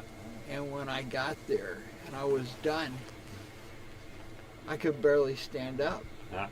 For days. Yeah. And I don't know, it's like probably because I've slept so little in so many days. Yeah. It's like it all comes together. You see what's going on out there. Yeah. Yeah. You see yourself and the others.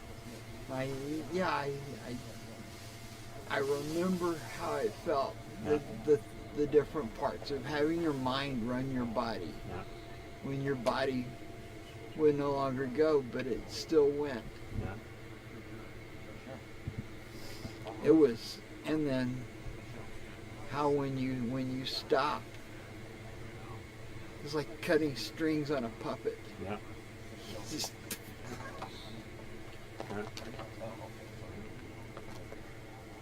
Well, maybe I think that Sam, then there would have been two persons, and the chances of winning were much bigger that he would have continued. I think. I don't know. I think that. there's so many strong ones, and then we don't really know how strong. I mean, you look at them coming in, and you think right now, Harvey and John and Frank, Yeah. they look like the weak link because they're coming in late, Yeah. but they're still here. Yeah. I mean, what they've already done, you can't discount. Yeah. When it becomes light again, it's a new game.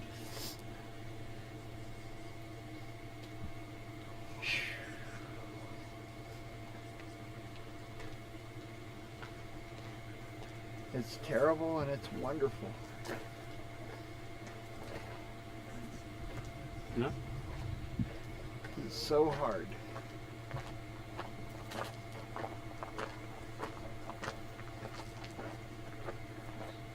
Ivo, the last time we saw you, you were a bit confused. Is everything okay right now? Yeah, everything is okay. Yeah. Yeah. You slept? I slept 3 or 4 hours and You had?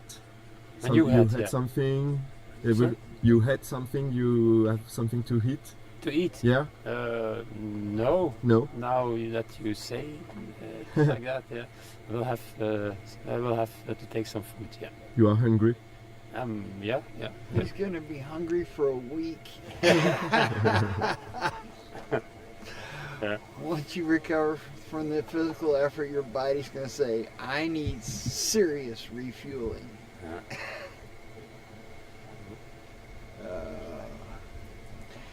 Yeah, the mind thing it's disturbing, but it seems like it just only lasts until you sleep.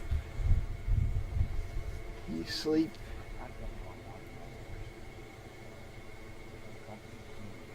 And you come back to reality.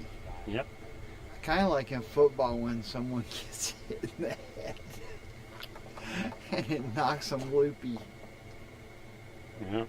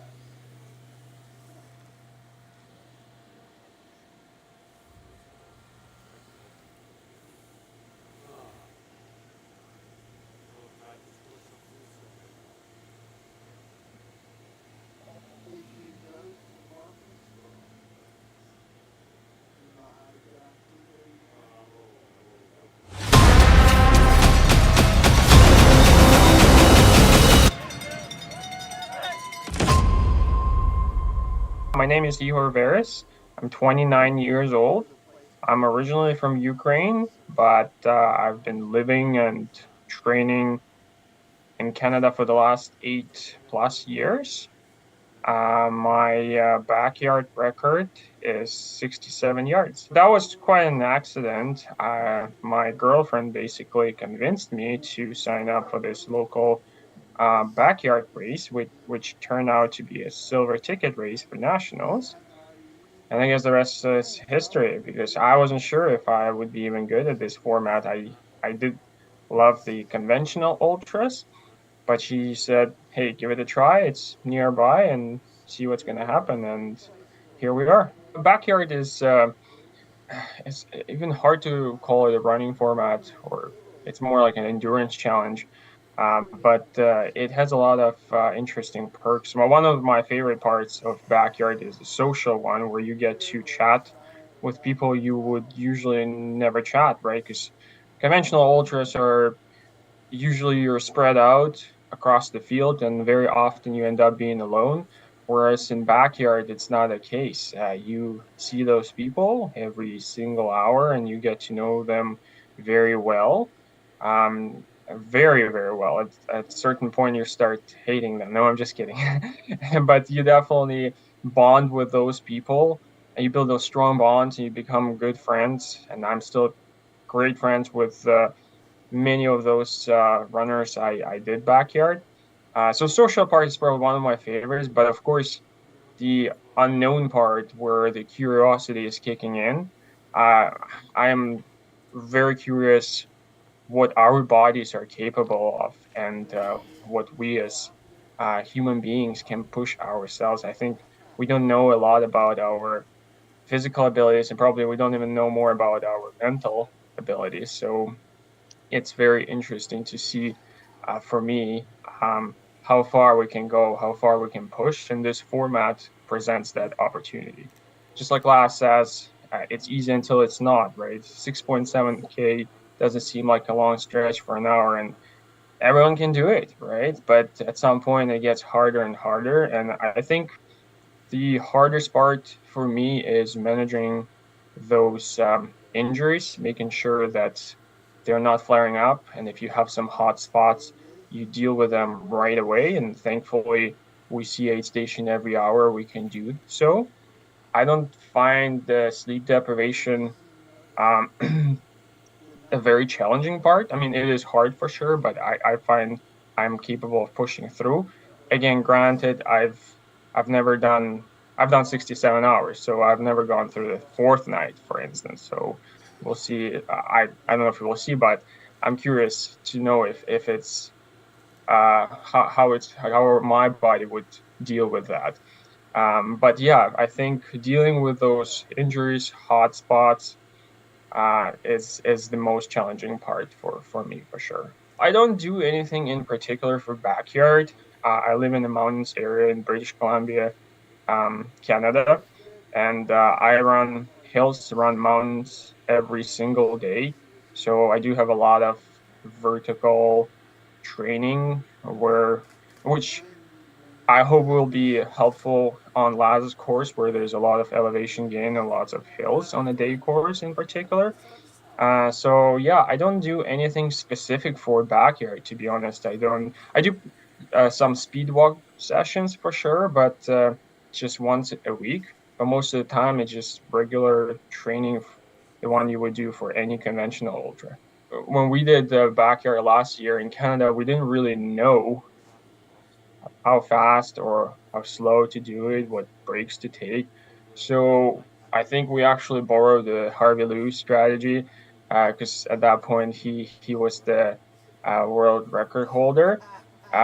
So we are sticking kind of to the same pace of 53, 55-ish minutes per loop for the day loop. And again, it all depends on the course, right? I heard the last course is exceptionally hard. But if I look at the elevation profile, it seems like it's the same that we had here in Canada on national. So I think that's what we're gonna do. We're gonna keep it consistent, especially day loops, trying to hit those 53, 55-minute uh, loops, do them relatively slow, I guess, and not planning on taking a lot of break time day loops, but night loops we might change it.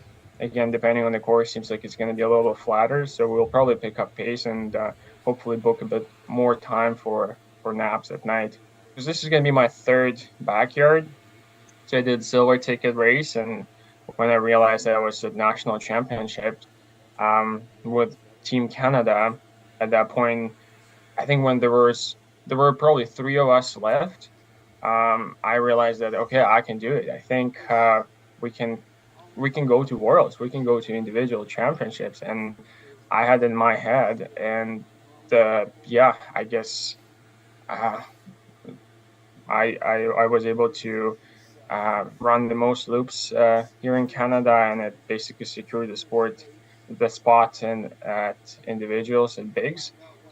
So now even though in Canada I have the most loops, but I'm not even making top 20 at bigs if you rank us, which is really cool. I really love to see that, and I'm curious and excited to meet up and run with all their pros and those behemoths of this sport, with people who ran way more than me, and hopefully pick up their brain and learn new from them and make friends with them. I'm really excited. I'm really excited. I'm looking forward to it. We just chatted with my crew member Marina, and she got a little bit nervous, and she was like, "Hey, let's start planning what exactly you want." But I said, "Hey, you know what? Let's just treat it as just our local race. You know, I know it's World's Championships, but let's just keep it simple and treat it just like our another backyard here in British Columbia, and because we want to go out there and we want to have fun, you know, and we want to have a great time. We don't want to stress out. We don't want to our nerves to kind of ruin our physical position. And we are hoping just to go there, enjoy it, meet older, amazing runners, meet you guys there, and have a great time and hopefully make great memories. This competition, I also call it a stubbornness competition. Me probably being having a Ukrainian background, I'm very stubborn. So when it comes to uh, pushing yourself to the limits and going through the pain and uh, going to the very last moment. So I know that I'm not going to drop out unless this is something unbearable. You know, this is something that my human body just, you know, can't bear it anymore. Again, I haven't dropped out yet, but given the field here and the capacity of some of the runners, I know it could happen. So I think that stubbornness part that I haven't made has been very helpful, and I think that's the feature, maybe trait that I have that helped me to thrive in this format so far. I listened to last podcast, I think from February, and he said that we're gonna go 100 plus. Do not think so. I personally think the course record will fall, but the world record will not. So I think the course record is 85 by Harvey Lewis. But yeah, the world record is 102. But due to the first of all, course, it's very technical, lots of vert, it's harder, nights are going to be long. Also, people are traveling from all over the place, so they're not going to be at home, right? So there's going to be time lag, and all those things coupled together. I think we're going to go into 90s. I do believe that 90s is gonna happen at bigs. 100 plus, I don't think so. I don't think this course is really good for breaking the world record. So that's my prediction anyway. So I think maybe 97, 98 ish. That's where I think it's gonna end.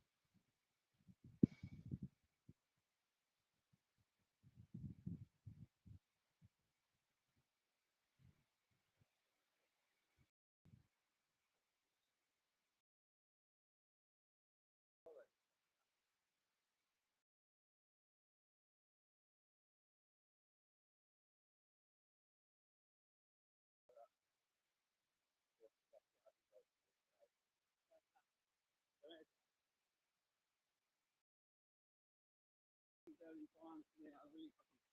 Yeah.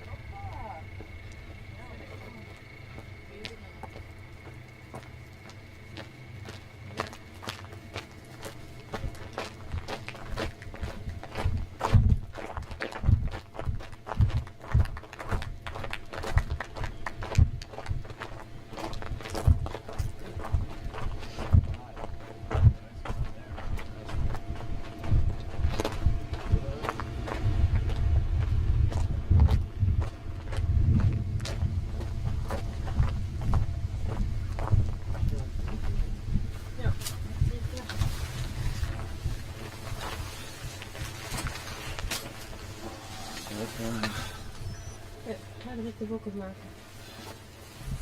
Nou ja, maar dat is voor straks. Weet ik.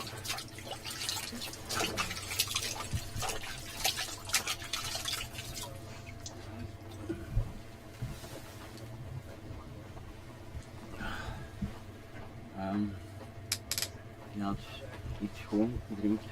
Ja, wat wil je? Wat cola.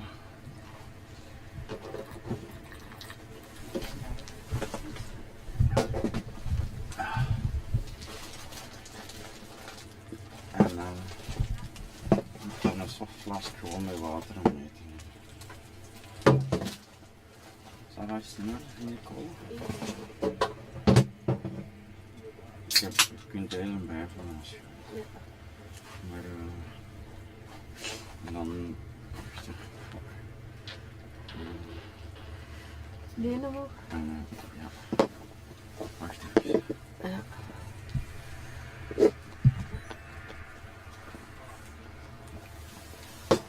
Ja, dan. Gewoon een beetje. Ja. Wacht hè. Ik ga draaien. Ja, en dit zo. Waarom is het niet?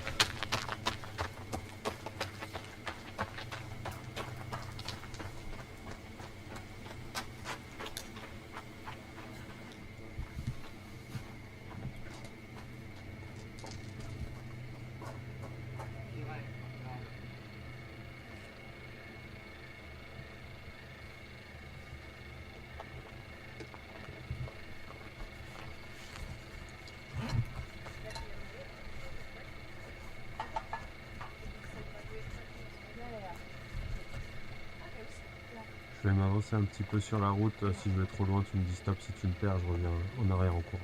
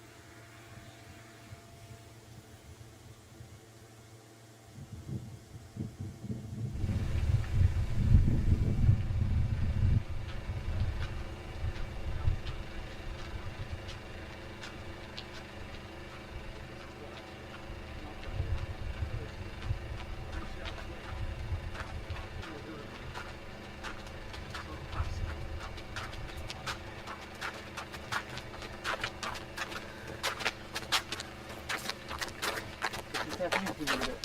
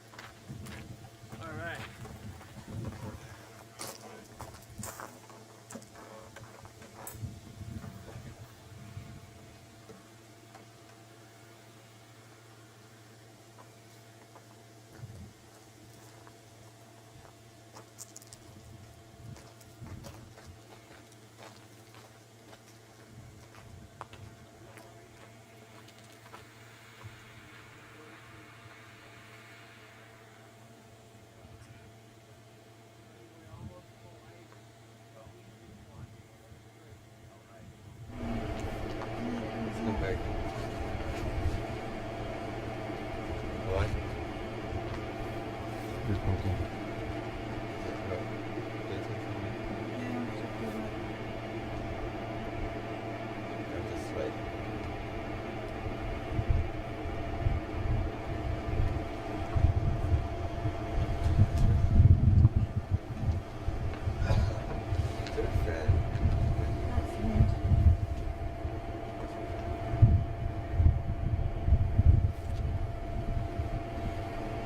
How much time I got? 40 minutes.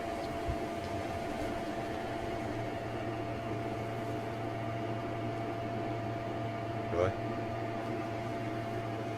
Hello?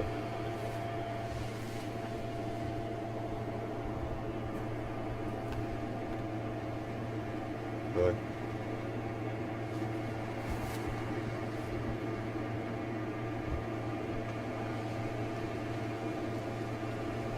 Hey. Okay.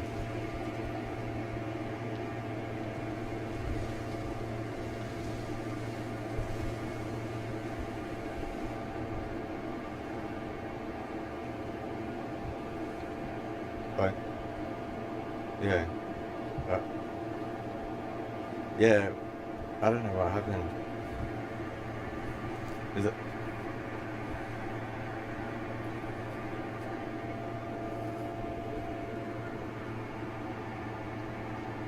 Okay.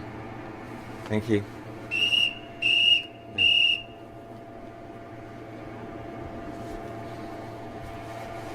Yeah. Well, with the okay, bye. You can hang out. You can hang out. Oh.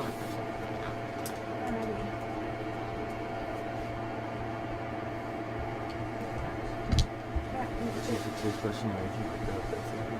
Yeah.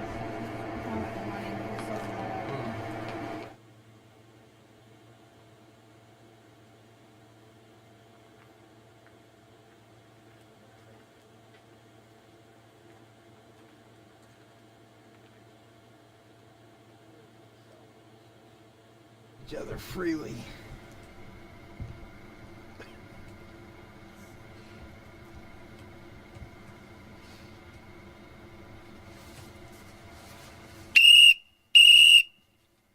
Left to themselves good in morning.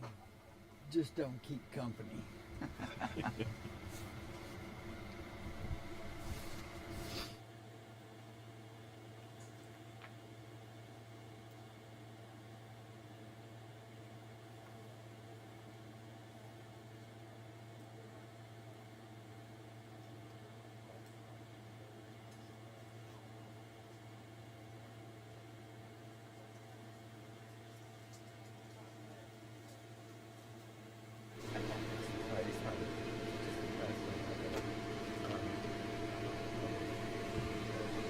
That was like the back one.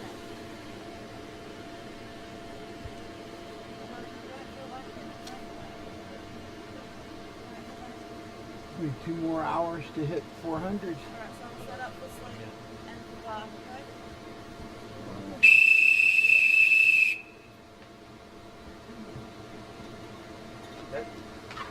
Maybe you should charge up. It's only gone at like 1. Phil got early. He must have gotten too much sleep.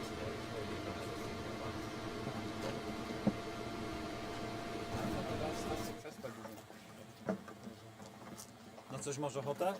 Nie. Płatki ci zrobię, dobra? 30 seconds.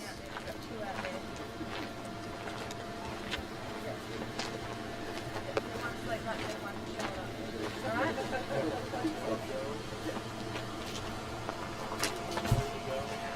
15 seconds. Good luck, bud. Thank you. 10, 9, 8, 7, 6, 5, 4, 3, 2, 1. Happy time!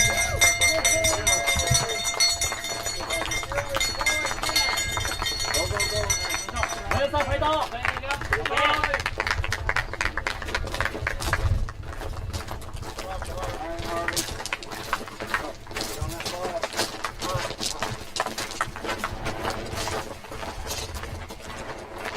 Jumping on the bus.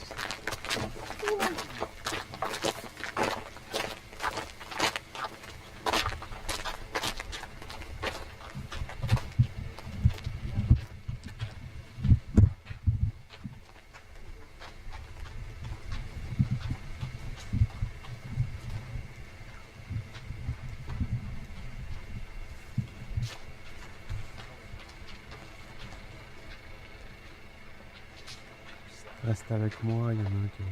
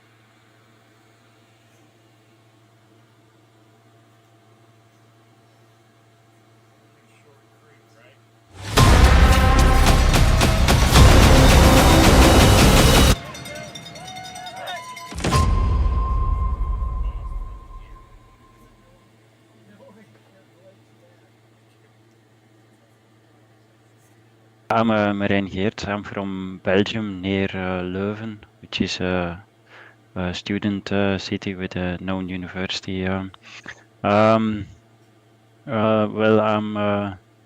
my best backyard performance is 101 loops, together with Ivo last year at the virtual team championship. I started ultra running in 2018, and somewhere in 2018 or 19, I got to know, I found this backyard format on the internet, and I followed, I followed Big's 2019, where Maggie Guttel won. I think I also already saw the one the year before, and well, it was really something unreachable for me at that time. It seemed like something I already actually had done a backyard over here in Belgium, but to be at Big's one day seemed something that wasn't possible for me. But it was very inspiring to watch them. So I did dream a little bit of running at Big's in Tennessee one day, and then because of the COVID 2020 edition, yeah, it became a real possibility. For me, it was my first real ultra distance, or maybe 1 month before. This was in June 2018. 1 month before I did my first backyard race, I ran a 50k trail race, which was my longest distance, and then I stumbled across this format of a backyard type race in Belgium, which is called Another One Bites the Dust. It hasn't got the official distance, so it's not an official backyard, but it has the same set of rules. And I did, I think, 30 hours and 189 kilometers, something like that. To my own surprise and everybody who was there. So that's when I found out that this format suited me, and I started to like doing these big distances, like 100 miles and more. I did trail races after that. But the backyard format seems to be a little bit of my my comfort zone, you could call it. It's very easy to take good care of yourself because you're at the start every hour. You can make sure you have everything you need every hour, and it's also another aspect. It's a very social thing to do. You're there, whether you're the fastest or one of the faster or maybe the slower runners. You're there at the start line every hour with the same people. And instead of in another race, usually you see the same 5 or 10 people, and the ones that are faster than you, they're gone, and the ones that are slower, they're gone too. So this is a special format. In 2019, I think the record was 68 hours. Maggie Gutterl didn't they got to 60, but the record was 68.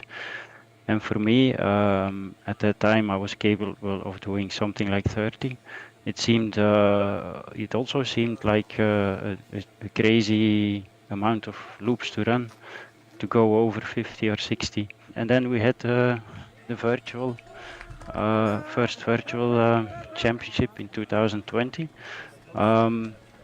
where I came with the idea, or maybe I should tell something else about that. It was actually a few weeks before the race in 2020. Maggie Gutterl, she said in an interview that I read somewhere that she thought that 100 was possible, and she dreamed of reaching this. So I don't know her at all, just from seeing her run at Pigs, but this reading this, someone said 100 must be possible. It's like it opened a door in my head, because I was still thinking things like, I've done 35 now. I know if everything goes well, I can probably do 40 or 50. and maybe, who knows, a little more. But I was never really open to the idea of don't have any limits in my head. And when I read this, I said to myself, okay, if that's what we're talking about, I'm going to go to the start line in 2020 with no goal, just see what happens and take care of myself as good as possible, and but don't have any real goal or any limit. And at the time it was with I turned out to be amongst the last two, together with Karel Sabbe, who you know from Barkley marathons and big fastest known times in the United States. And he won with 75 hours, and I was the assist with 74. So I didn't think it was possible before the start, but we did break the 68 and then go over the 70. In the years after, I changed a few things in the way I took care of myself, some details. I think my body got more adapted also to ultra running. And in 2022 in Rettert, we broke the. Meanwhile, the 75 was broken a few times by the British guys, John Stocker, and I forgot the other one's name. And then also Harvey Lewis went further. And then I broke it again in Germany at the race of Alex Hall, and I went to 90, and Keith, the Irish guy, was the assist there. But I knew then, I felt I could have gone to 100. Wasn't easy, but I knew 100 was possible. That's the moment I knew if I could have done 100. Of course, you don't know. When I did the 101 with Evo, you don't know in advance if you will be capable of doing it again, and if there will be anybody that goes with you. I think, for example, Phil Gore, the Australian, he could have gone, if he was Belgian, he would have been there with us, or if one of us was an Australian, we would have been there. So you need a little luck. We knew we were going to go to 100 several hours before, so it's not like you do a sprint and then it's gone in seconds, and then you know if you broke a record or not. You know you're gonna break it for hours, but so we never thought it was gonna be that special. But having all the people there cheering for us was very special. So I think that's what made it the most special. Of course, sometimes your mind starts playing some tricks with you, and it's not always easy to stay nice and friendly to everyone, like to your crew, the whole time, which is something you should realize, and you should be grateful that they endure also your bad moods, maybe, if there are any. I don't hallucinate that much. I think we've joked about it. Might be because I don't have enough imagination or something.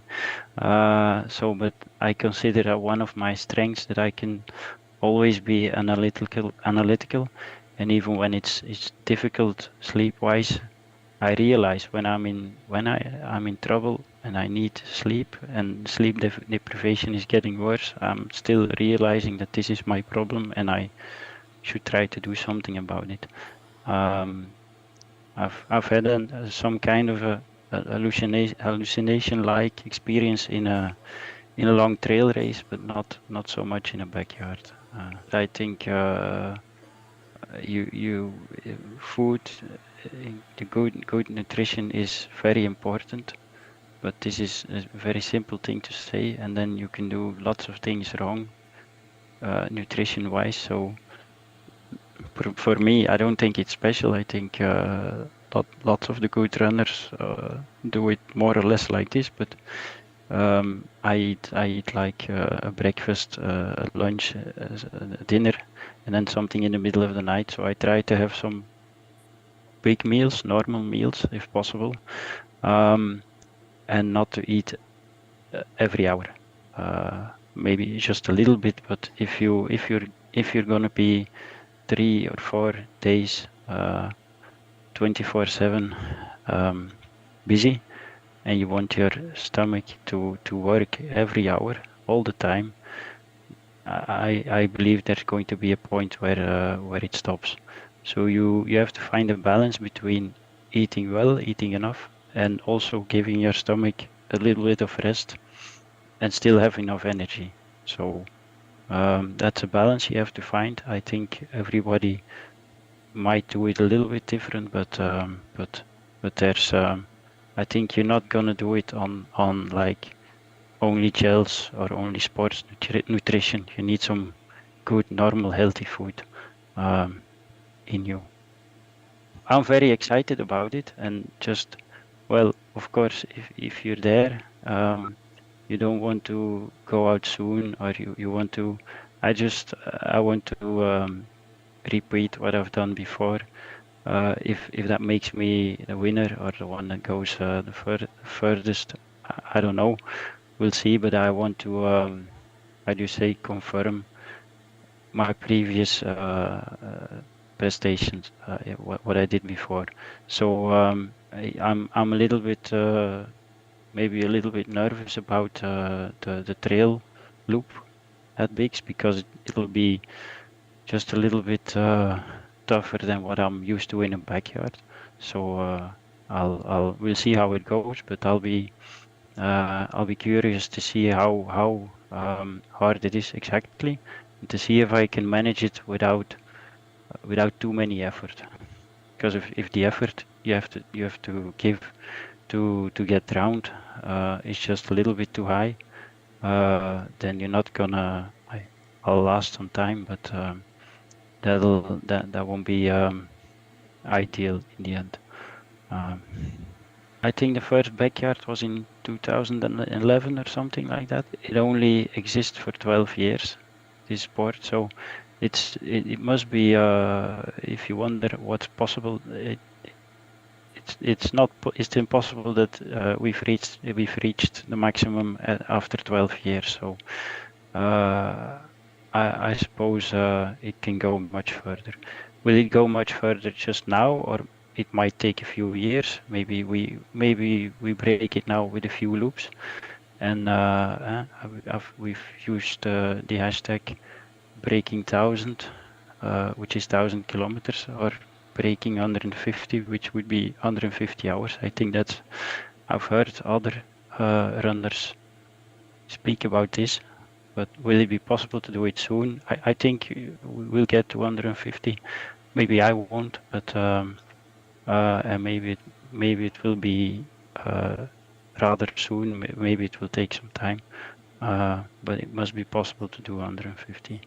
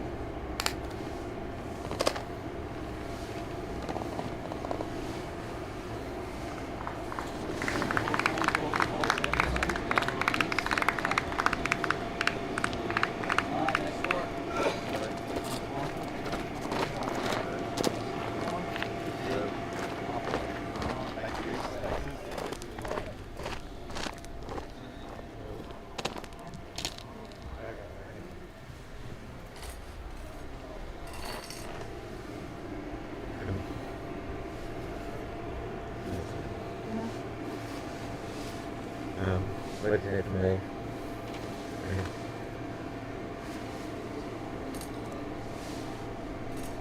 What time do you want to go back up to? Ready to? 3 minutes? Yeah. You want to get 8 in No, he's got some extra to pick up. Yeah, 3 minutes.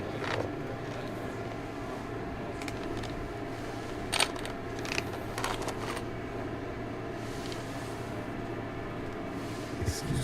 Yeah. What is he listening to? He's got a friend on the line. His friend Nathan, he does hypnosis. So just like some meditation puts him into a deep sleep. He would be here, but yeah, with the one crew rule, he's not. So we can, call him and use him that way. It helps him to concentrate, to focus. Yes, yeah. So it's just like really deep, quick meditation, puts him to sleep, so he can feel like he's had maybe a couple of hours instead of 5 minutes. It's pretty amazing. Thank you. You're welcome.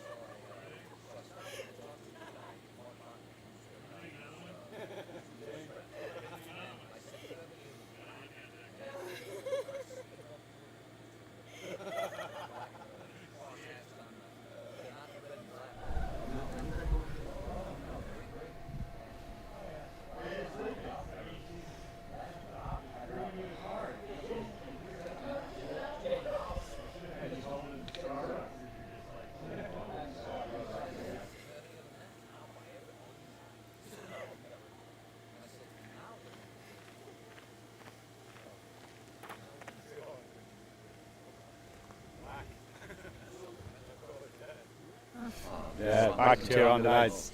Have you had a good sleep? I had a few hours alright, yeah. Okay. So got something to eat in the shower, so feel a lot better now, thank God. Do you know what happened here?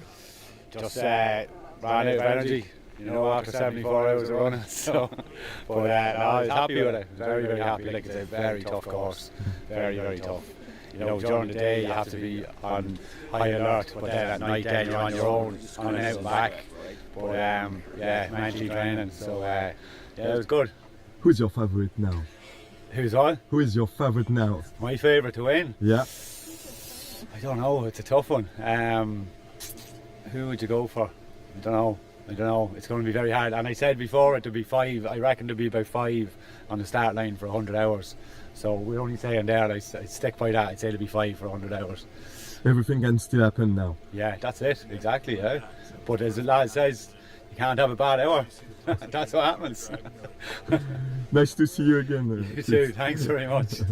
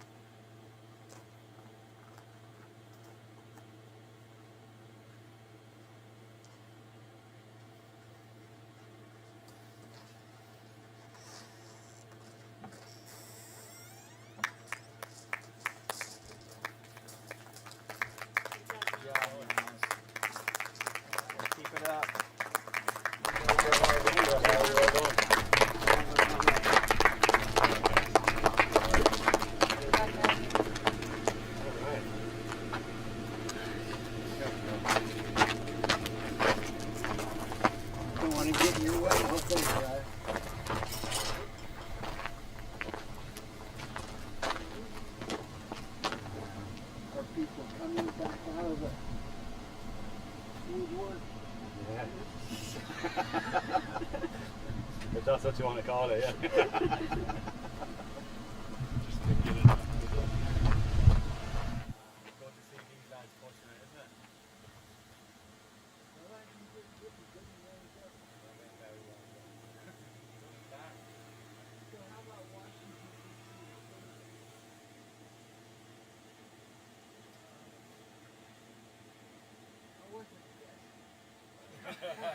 We're checking anyway. It's 400 miles since this lap.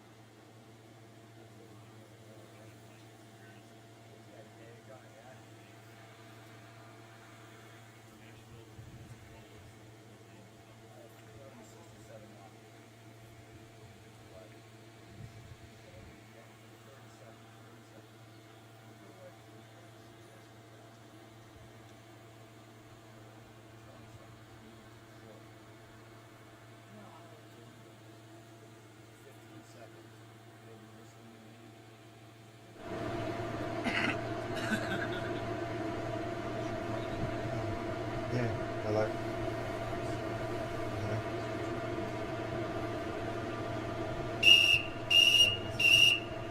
Hello. Yeah. Sorry. I should go. Maybe. That's okay.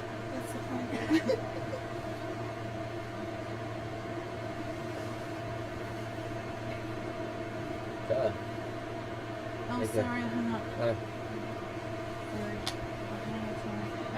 I don't want to look on this lilac, do you want mine to see it's got No, I don't even know that. You don't want it? Went up to the sun. When? I will take it when it does, essentially. Yeah, you're... What's it taking you? Long as well. What the largest thing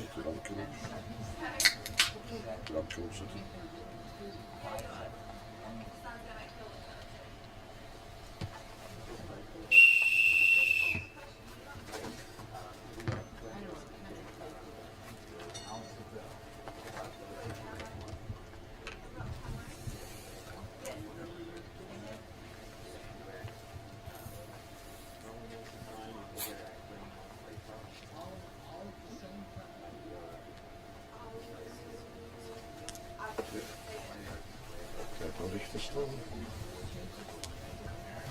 30 seconds.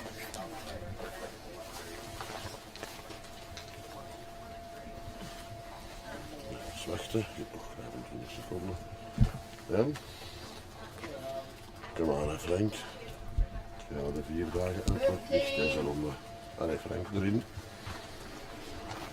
Goed bezig. 9, 8, 7, 6, 5, 4, 3, 2, 1. Come on, son. Every lap easier than the one before.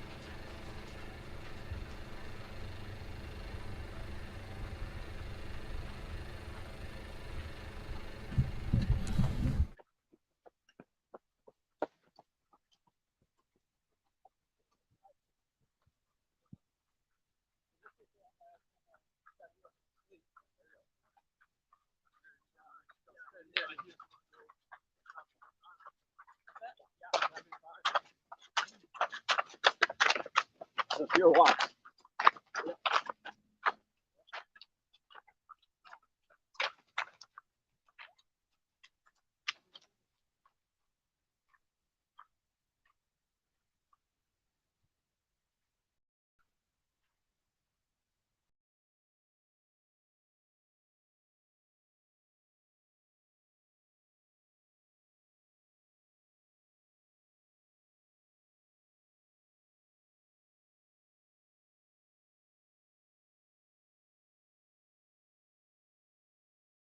The next look will be also the first table.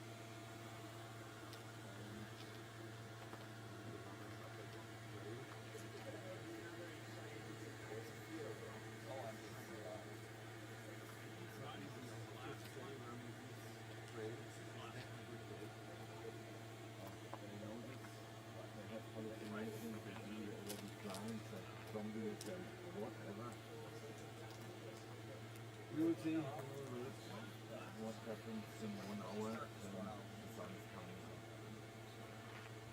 Yeah, day number 5 will start. I already checked out of my hotel. I have my new hotel. I already this morning I checked the Lufthansa app if I can rebook my flight to another day. My extra flight on Friday back to Germany. Let's see, I hope I can catch it. I don't know, it looks like a never-ending story here.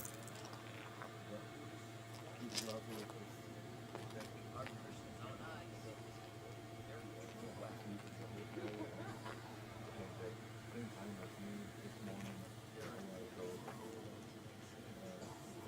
He has goosebumps when he listens the whistle and the bell, and now he stopped at 75 loops. That was definitely a history in running sport, in ultra running sport. Okay guys, so I'm back to the guys. Have a chat and waiting for the runners coming back in about 45 minutes. 20 minutes. Okay, and keep you updated. Bye bye.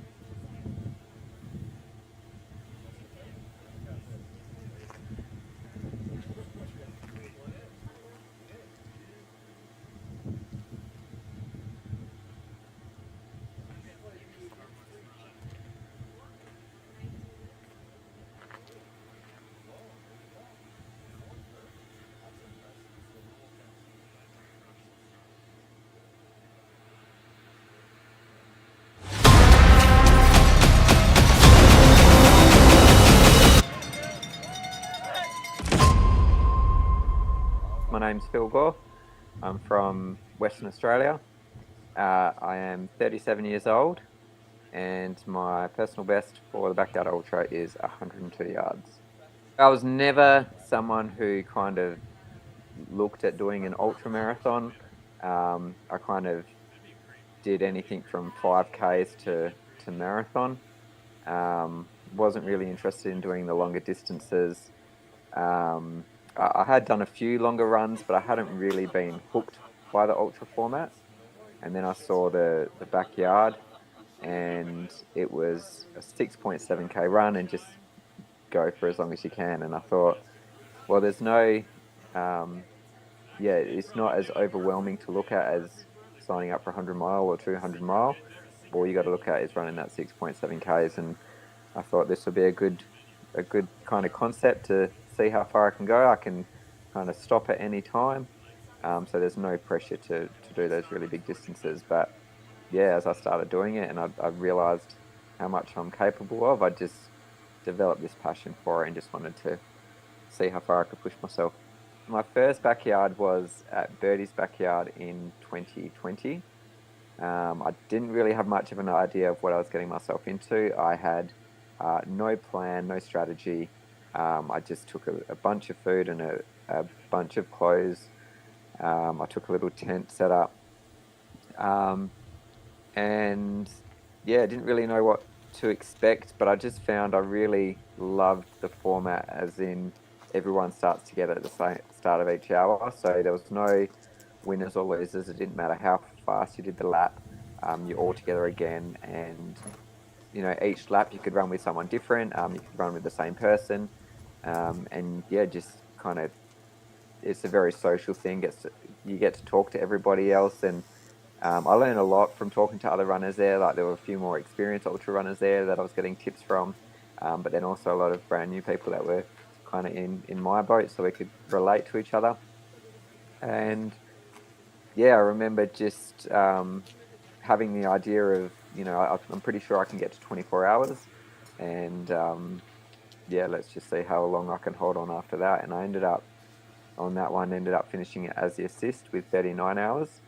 And I was completely destroyed at the end. Like I, yeah, just broke down at the start line.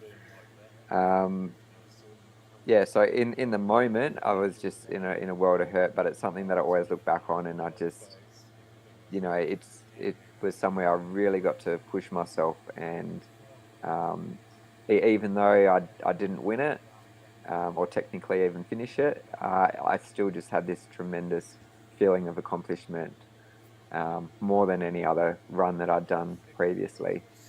And so, yeah, I just keep going back to them because I just like to chase that feeling and, yeah, see how far I can push myself and challenge myself. But yeah, there's a lot that I didn't like about it as well. But there's nothing that I look back on and regret. Yeah, as I said, I had no plan with it. I didn't have written down what food I was going to eat or anything like that. I just kind of made it up, and so I did kind of struggle a bit. There was a lot of periods of, you know, I wasn't getting the right energy intake. I just wasn't in the right mental space, and at the time, I was just like, "This sucks. I just want this race to finish." I didn't really want to quit. It was more like I just want the race to be over. Like for something outside of my control, but I personally, I didn't want to quit, and it just got to the point where I couldn't take another step, and yeah, I just kind of let that make the decision for me. But yeah, there's always points in the backyard that I don't like, but I never look back on it and in yeah, in a negative way. It's always take away the positives from it. I definitely wasn't like this at the start, but as I kind of invested a bit more time and effort into the format, I think I really started to excel with my organization, and my planning and just all the logistics and stuff around it. So obviously with the backyard, having that speed and that strategy while you're running, it does help, but it's not the main thing that's going to set you apart. So I just looked at all the other things outside of the running that I can control, and yeah, just try to come in with a bit more structure and a bit more planning. And yeah, I think that's where my strengths lie. In my first backyard, I didn't even know what Big's backyard was. I didn't even know that the backyard format was this thing that took place all over the world. The only thing I knew about it was this single event. They'd done it the previous year. This was the second year that they were doing it. I'd followed it the year before, and I thought, oh yeah, that's an event that I can do. So when we finished that first backyard and I'd done 39 yards, I found out later that was the fourth highest out of any Australian, which I thought was pretty cool. And I thought, oh, if there was another couple of laps there, we could have done an Australian record. And so that's when I kind of thought, okay, this is something I might be good at. And I started, you know, looking into the backyard format a bit more and finding out about the other events around the world.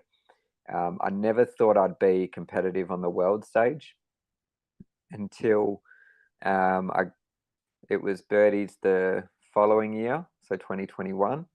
I ended up getting an invite. I did 51 yards at that event, and I ended up getting an invite to Big's backyard. And yeah, at the time, that's when a lot of COVID stuff was still happening. As much as I tried to work out the planning and logistics, I just couldn't make it work to get over there. But yeah, so pretty much for the last 2 years, it's been my focus to qualify again and to be able to make the trip over there.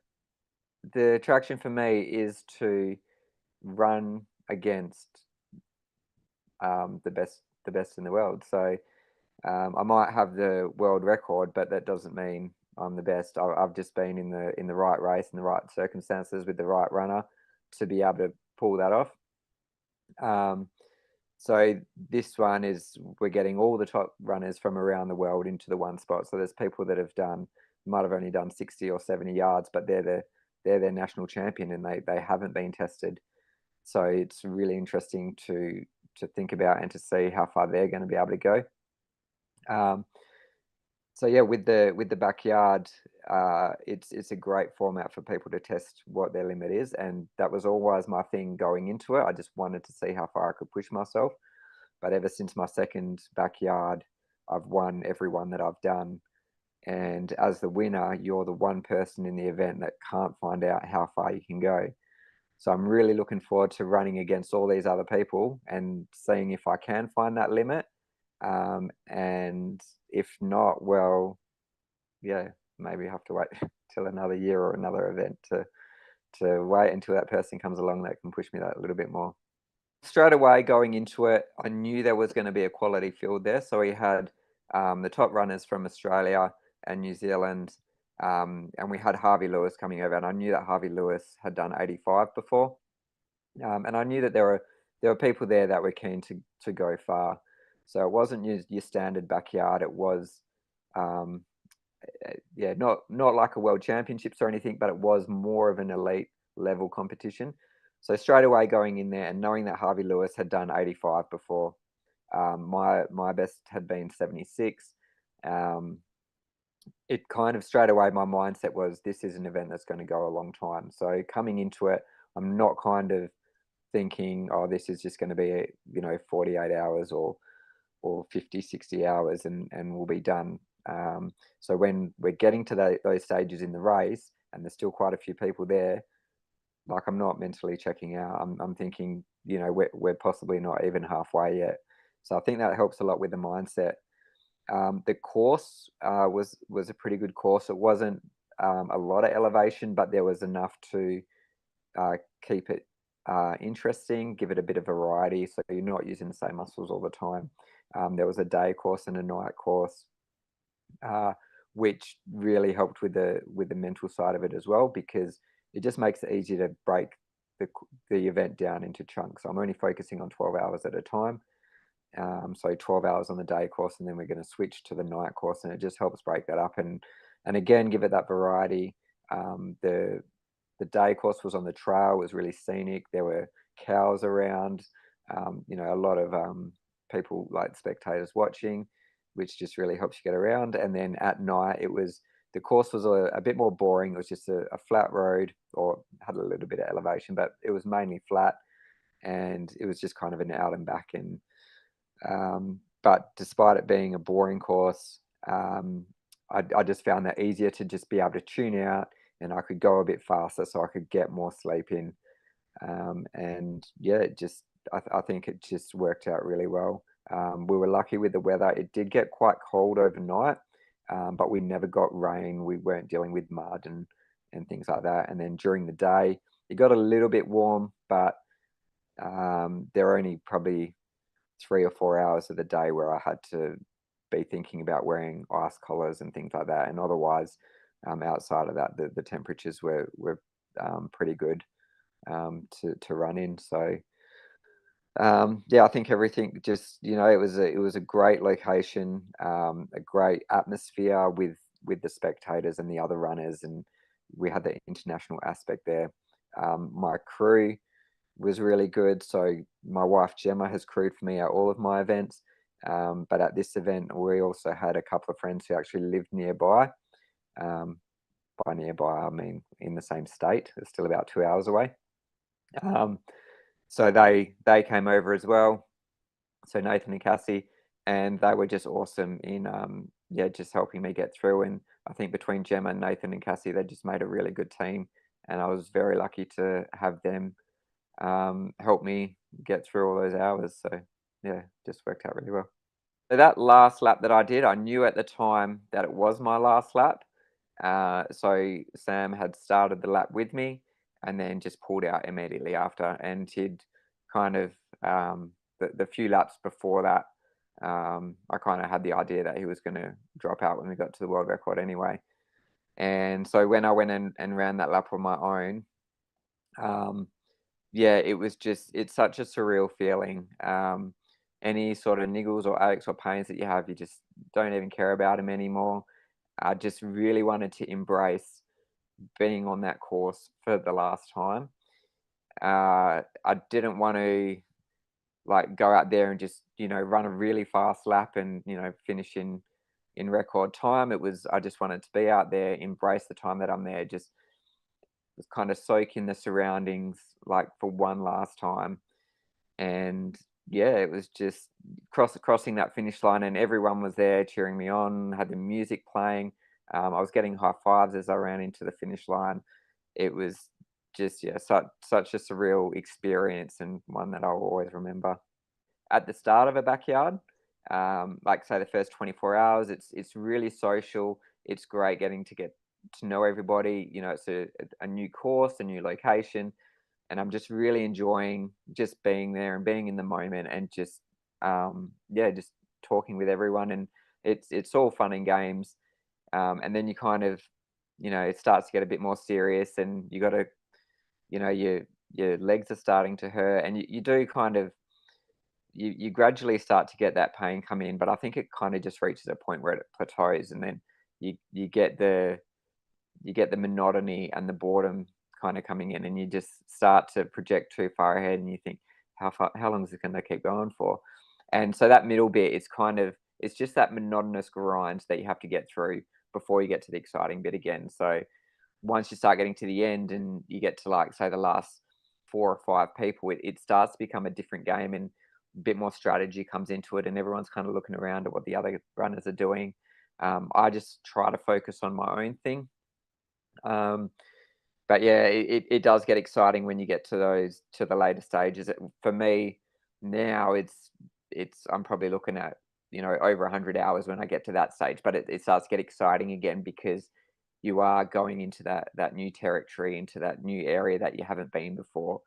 You've got, yeah, other runners with you who might also be in their new territory as well, and you kind of you have that camaraderie of going through the struggle together. And yeah, and just finding out how far you can actually push that is really exciting. For me, the focus is on just doing a lot of Ks. So in my peak weeks, I'll do about 170 to 180 Ks, and in my quieter weeks, it'll be anywhere between, say, 80 and 120. And I kind of just, it varies each week. So I do a gradual build, kind of working on that, you know, add 10% each week, maybe a little bit more. So it's a lot of Ks, but also focusing on the mental aspects of it as well. So in a backyard, there's going to be plenty of times where you just don't want to go to that start line and run another lap. And it's really hard to get from your chair to that start line. And the same thing when you're doing your training. Sometimes you're at home and you've got something on the plan, and you just don't want to do it for whatever reason. You might not be feeling well, or you know, it might be really cold outside, or raining, or it's really hot, or you've got a lot on, and you don't think you're going to have the time. Just whatever it is, there might be a reason you don't want to go out there and do it. And I think that these runs are the most important. Just make sure you get out there and get it done. You might not do exactly what was on your plan, but the main thing is you've got out the door, you've got your shoes on, and you've started running. So it's that kind of mental thing. Just running in any conditions, in you know, in any mood or enthusiasm levels, because you're going to get that in the backyard. You're going to go through all different sorts of weathers. Your mood's going to go up and down. Your enthusiasm is going to be high, and it's going to be low. So I think, yeah, just getting your mind used to doing that. And yeah, it just gets to the point where you just, yeah, you don't take any excuses. You just, you know, if that's what's on your training plan, that's what you're going to do. You're going to go out there and do it. Same thing if you're in a backyard, there's no excuse. You finish that lap in time, you got to get to the start line for the next one.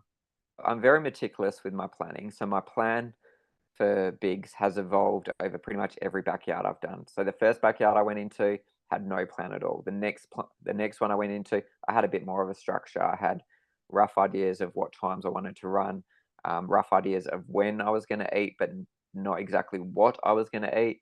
And then, yeah, as it progressed, each time I kind of added a little bit or changed the structure of the plan and things like this. And it's got to the point now where the last two backyards at least, I haven't really had to change too much, because I think I've got it to that point where it works really well. And I'm not super rigid in it that, you know, if I don't hit that required pace or I don't eat that exact item of food, then, you know, I'm gonna stuff it all up. I am flexible with it, but that gives me that framework to work with.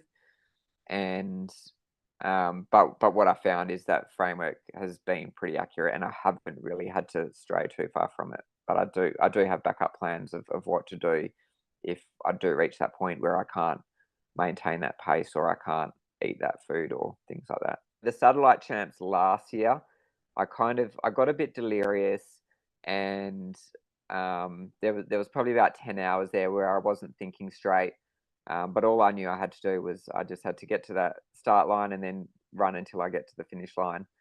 I didn't hallucinate, but I did kind of wonder at a few different stages, like, where am I? Like, I didn't know, for some reason I thought that this was the third course that we'd been on, like, throughout the event. I thought there'd been like 3 different courses and we'd kind of moved each day or something like that.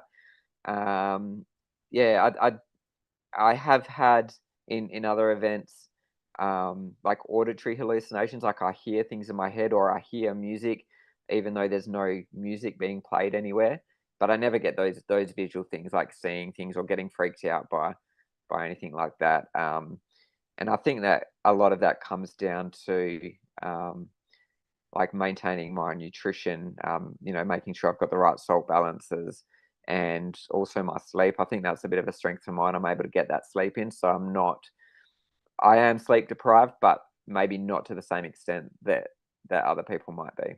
This is something I've been looking forward to for the past 2 years. So it's taken, yeah, a lot of, I'm probably in a better position now than I was 2 years ago anyway, so it's probably a better year for me to come. I'm really excited, as I said, to, you know, be able to push my limits and be up there with the best in the world, and maybe I can find my limit this time. Maybe I'll win it and be left wondering, but I'm just excited about just being able to represent my country on the world stage, being able to meet all these other people from other countries. I've already got the chance to chat with a few of them through Instagram or Facebook or whatever it is. So to get to meet them in person, and just, yeah, I love talking about running. So, you know, when I'm out running the laps with these guys, you know, who are just as passionate about running as I am, there's a lot of conversations that we're going to be able to have. And yeah, I'm just really looking forward to the whole experience of it. Just being in a different country, yeah, being a world championship level event, which, yeah, I haven't done before in my running career, so that's all new to me. So yeah, it's just the whole, everything around it. It's not just about going there to run and test myself. It's everything around it that I'm looking forward to as well. When I first started and the world record was 75, I put that on my plan as, you know, a point that I didn't think I'd ever reach. And now here I am, just a few years later, having done more than a day beyond that. When I got to 102 hours for the world record, I still felt that I could keep running. I felt like I do kind of reach a point in that third or fourth day where everything just kind of felt like it was at an equilibrium, and I just felt like I could keep going continuously unless there was like a medical emergency or a broken bone or a physical injury like that. So yeah, you just need to find the two right people to be able to keep going. And yeah, I just wonder, I always wonder, can it reach a point where if you get everything balanced and maintained, that it can just go indefinitely? Like, I just wonder, will it reach a point where they say, no, we have to put a cap on this because, you know, we can't be out here for longer than a month or whatever it is. I think even now I say a month, I think that's pretty extreme. But yeah, you just never know. Like the world record is getting broken, what, like twice a year, every year. So yeah, it's got to reach a point sometime. But I don't know where that is. I don't want to put a number on it.